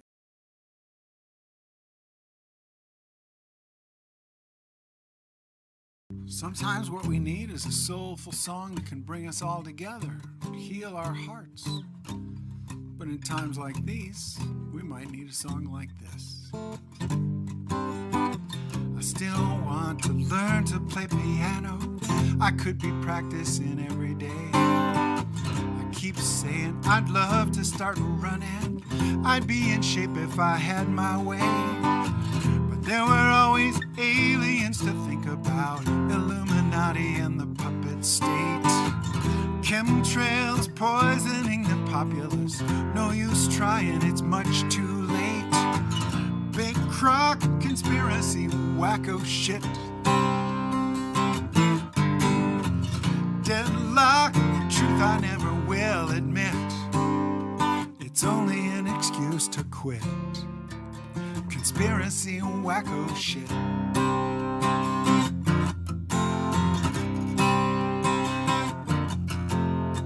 I spend my days hiding in the basement, isolated as I can get. I sink down deep into my wormhole, the dark side of the internet. I might have liked to drive across America, camping out in the old RV. I'm too scared of Q and on and on and on. They'll hack my brain with the new 5G. Big crock, conspiracy, wacko shit. Deadlock, the truth I never will admit. Gives me an excuse to quit. Conspiracy, wacko shit.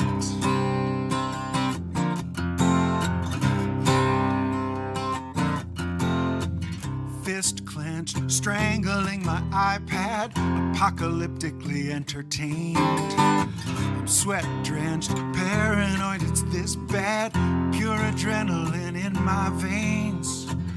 Least I finally see I have no choices, 'cause everyone's controlled by the deep state. Long as we believe in unseen forces, we never even try to change our fate. Big crock, conspiracy, wacko shit.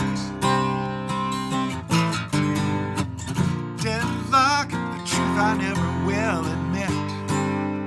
It's only an excuse to quit. Conspiracy, wacko shit. It's only an excuse to quit. Conspiracy, wacko shit.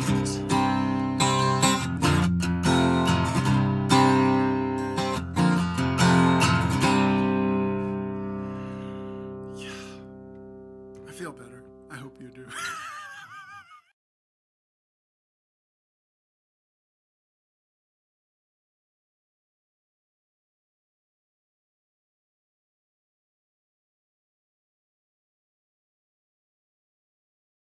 UFO circle jerker extraordinaire.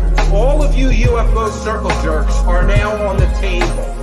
UFO circle jerker extraordinaire. All of you UFO circle jerks are now on the table. They're there to help the grifters advertise their fake nonsense. That's their function. They're there to help the grifters advertise their fake nonsense. That's their function. That's what they're there to do. That's what they're there to do. That's what they're there to do. That's what they're there to do. That's what they're there to do. That's what they're there to do. Matt says.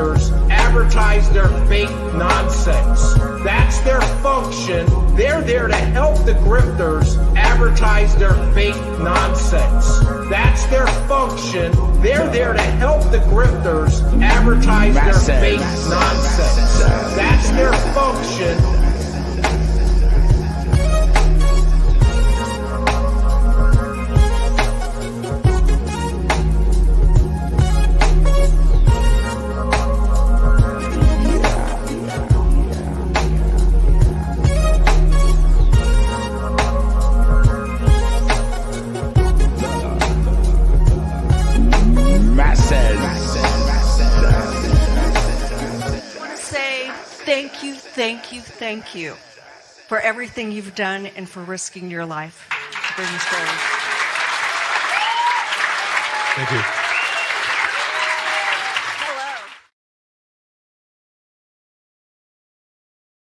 For the masses. Yeah. For the masses. For the masses. The masses. For the masses.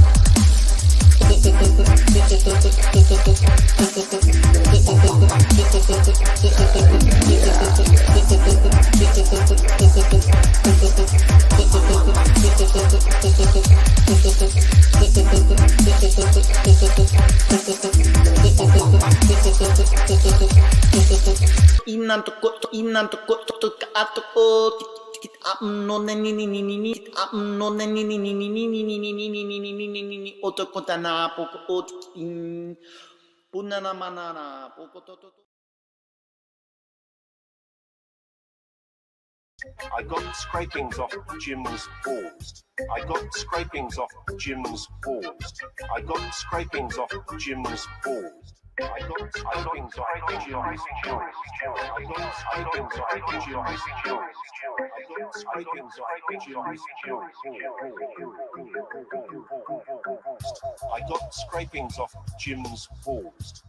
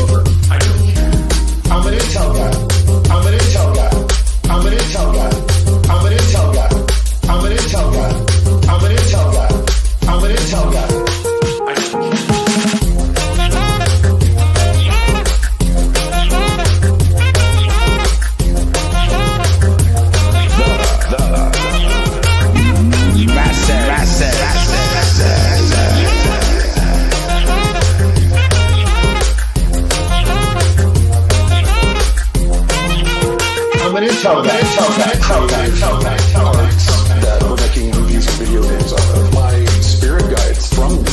They came from me. They came from me. They came from me. Creative arts that we're making movies and video games out of. My spirit guides from me. They came from me. They came from me.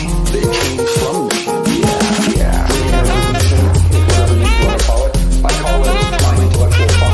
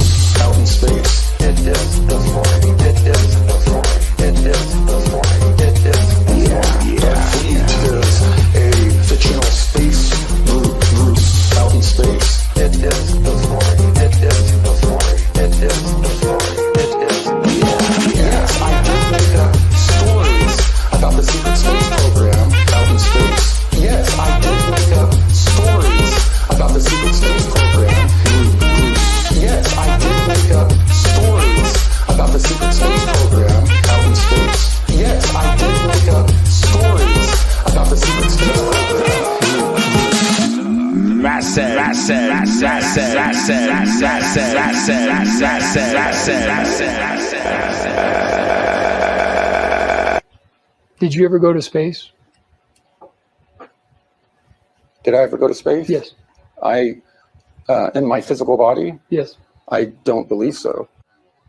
I don't believe so.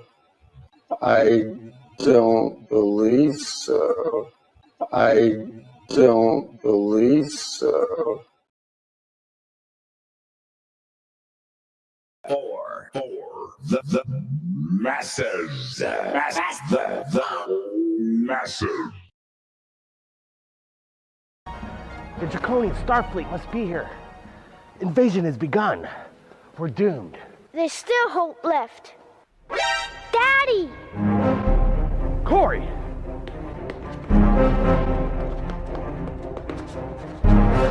What do you mean? There's still hope. She's gonna save the day. Who? You mean Amanda?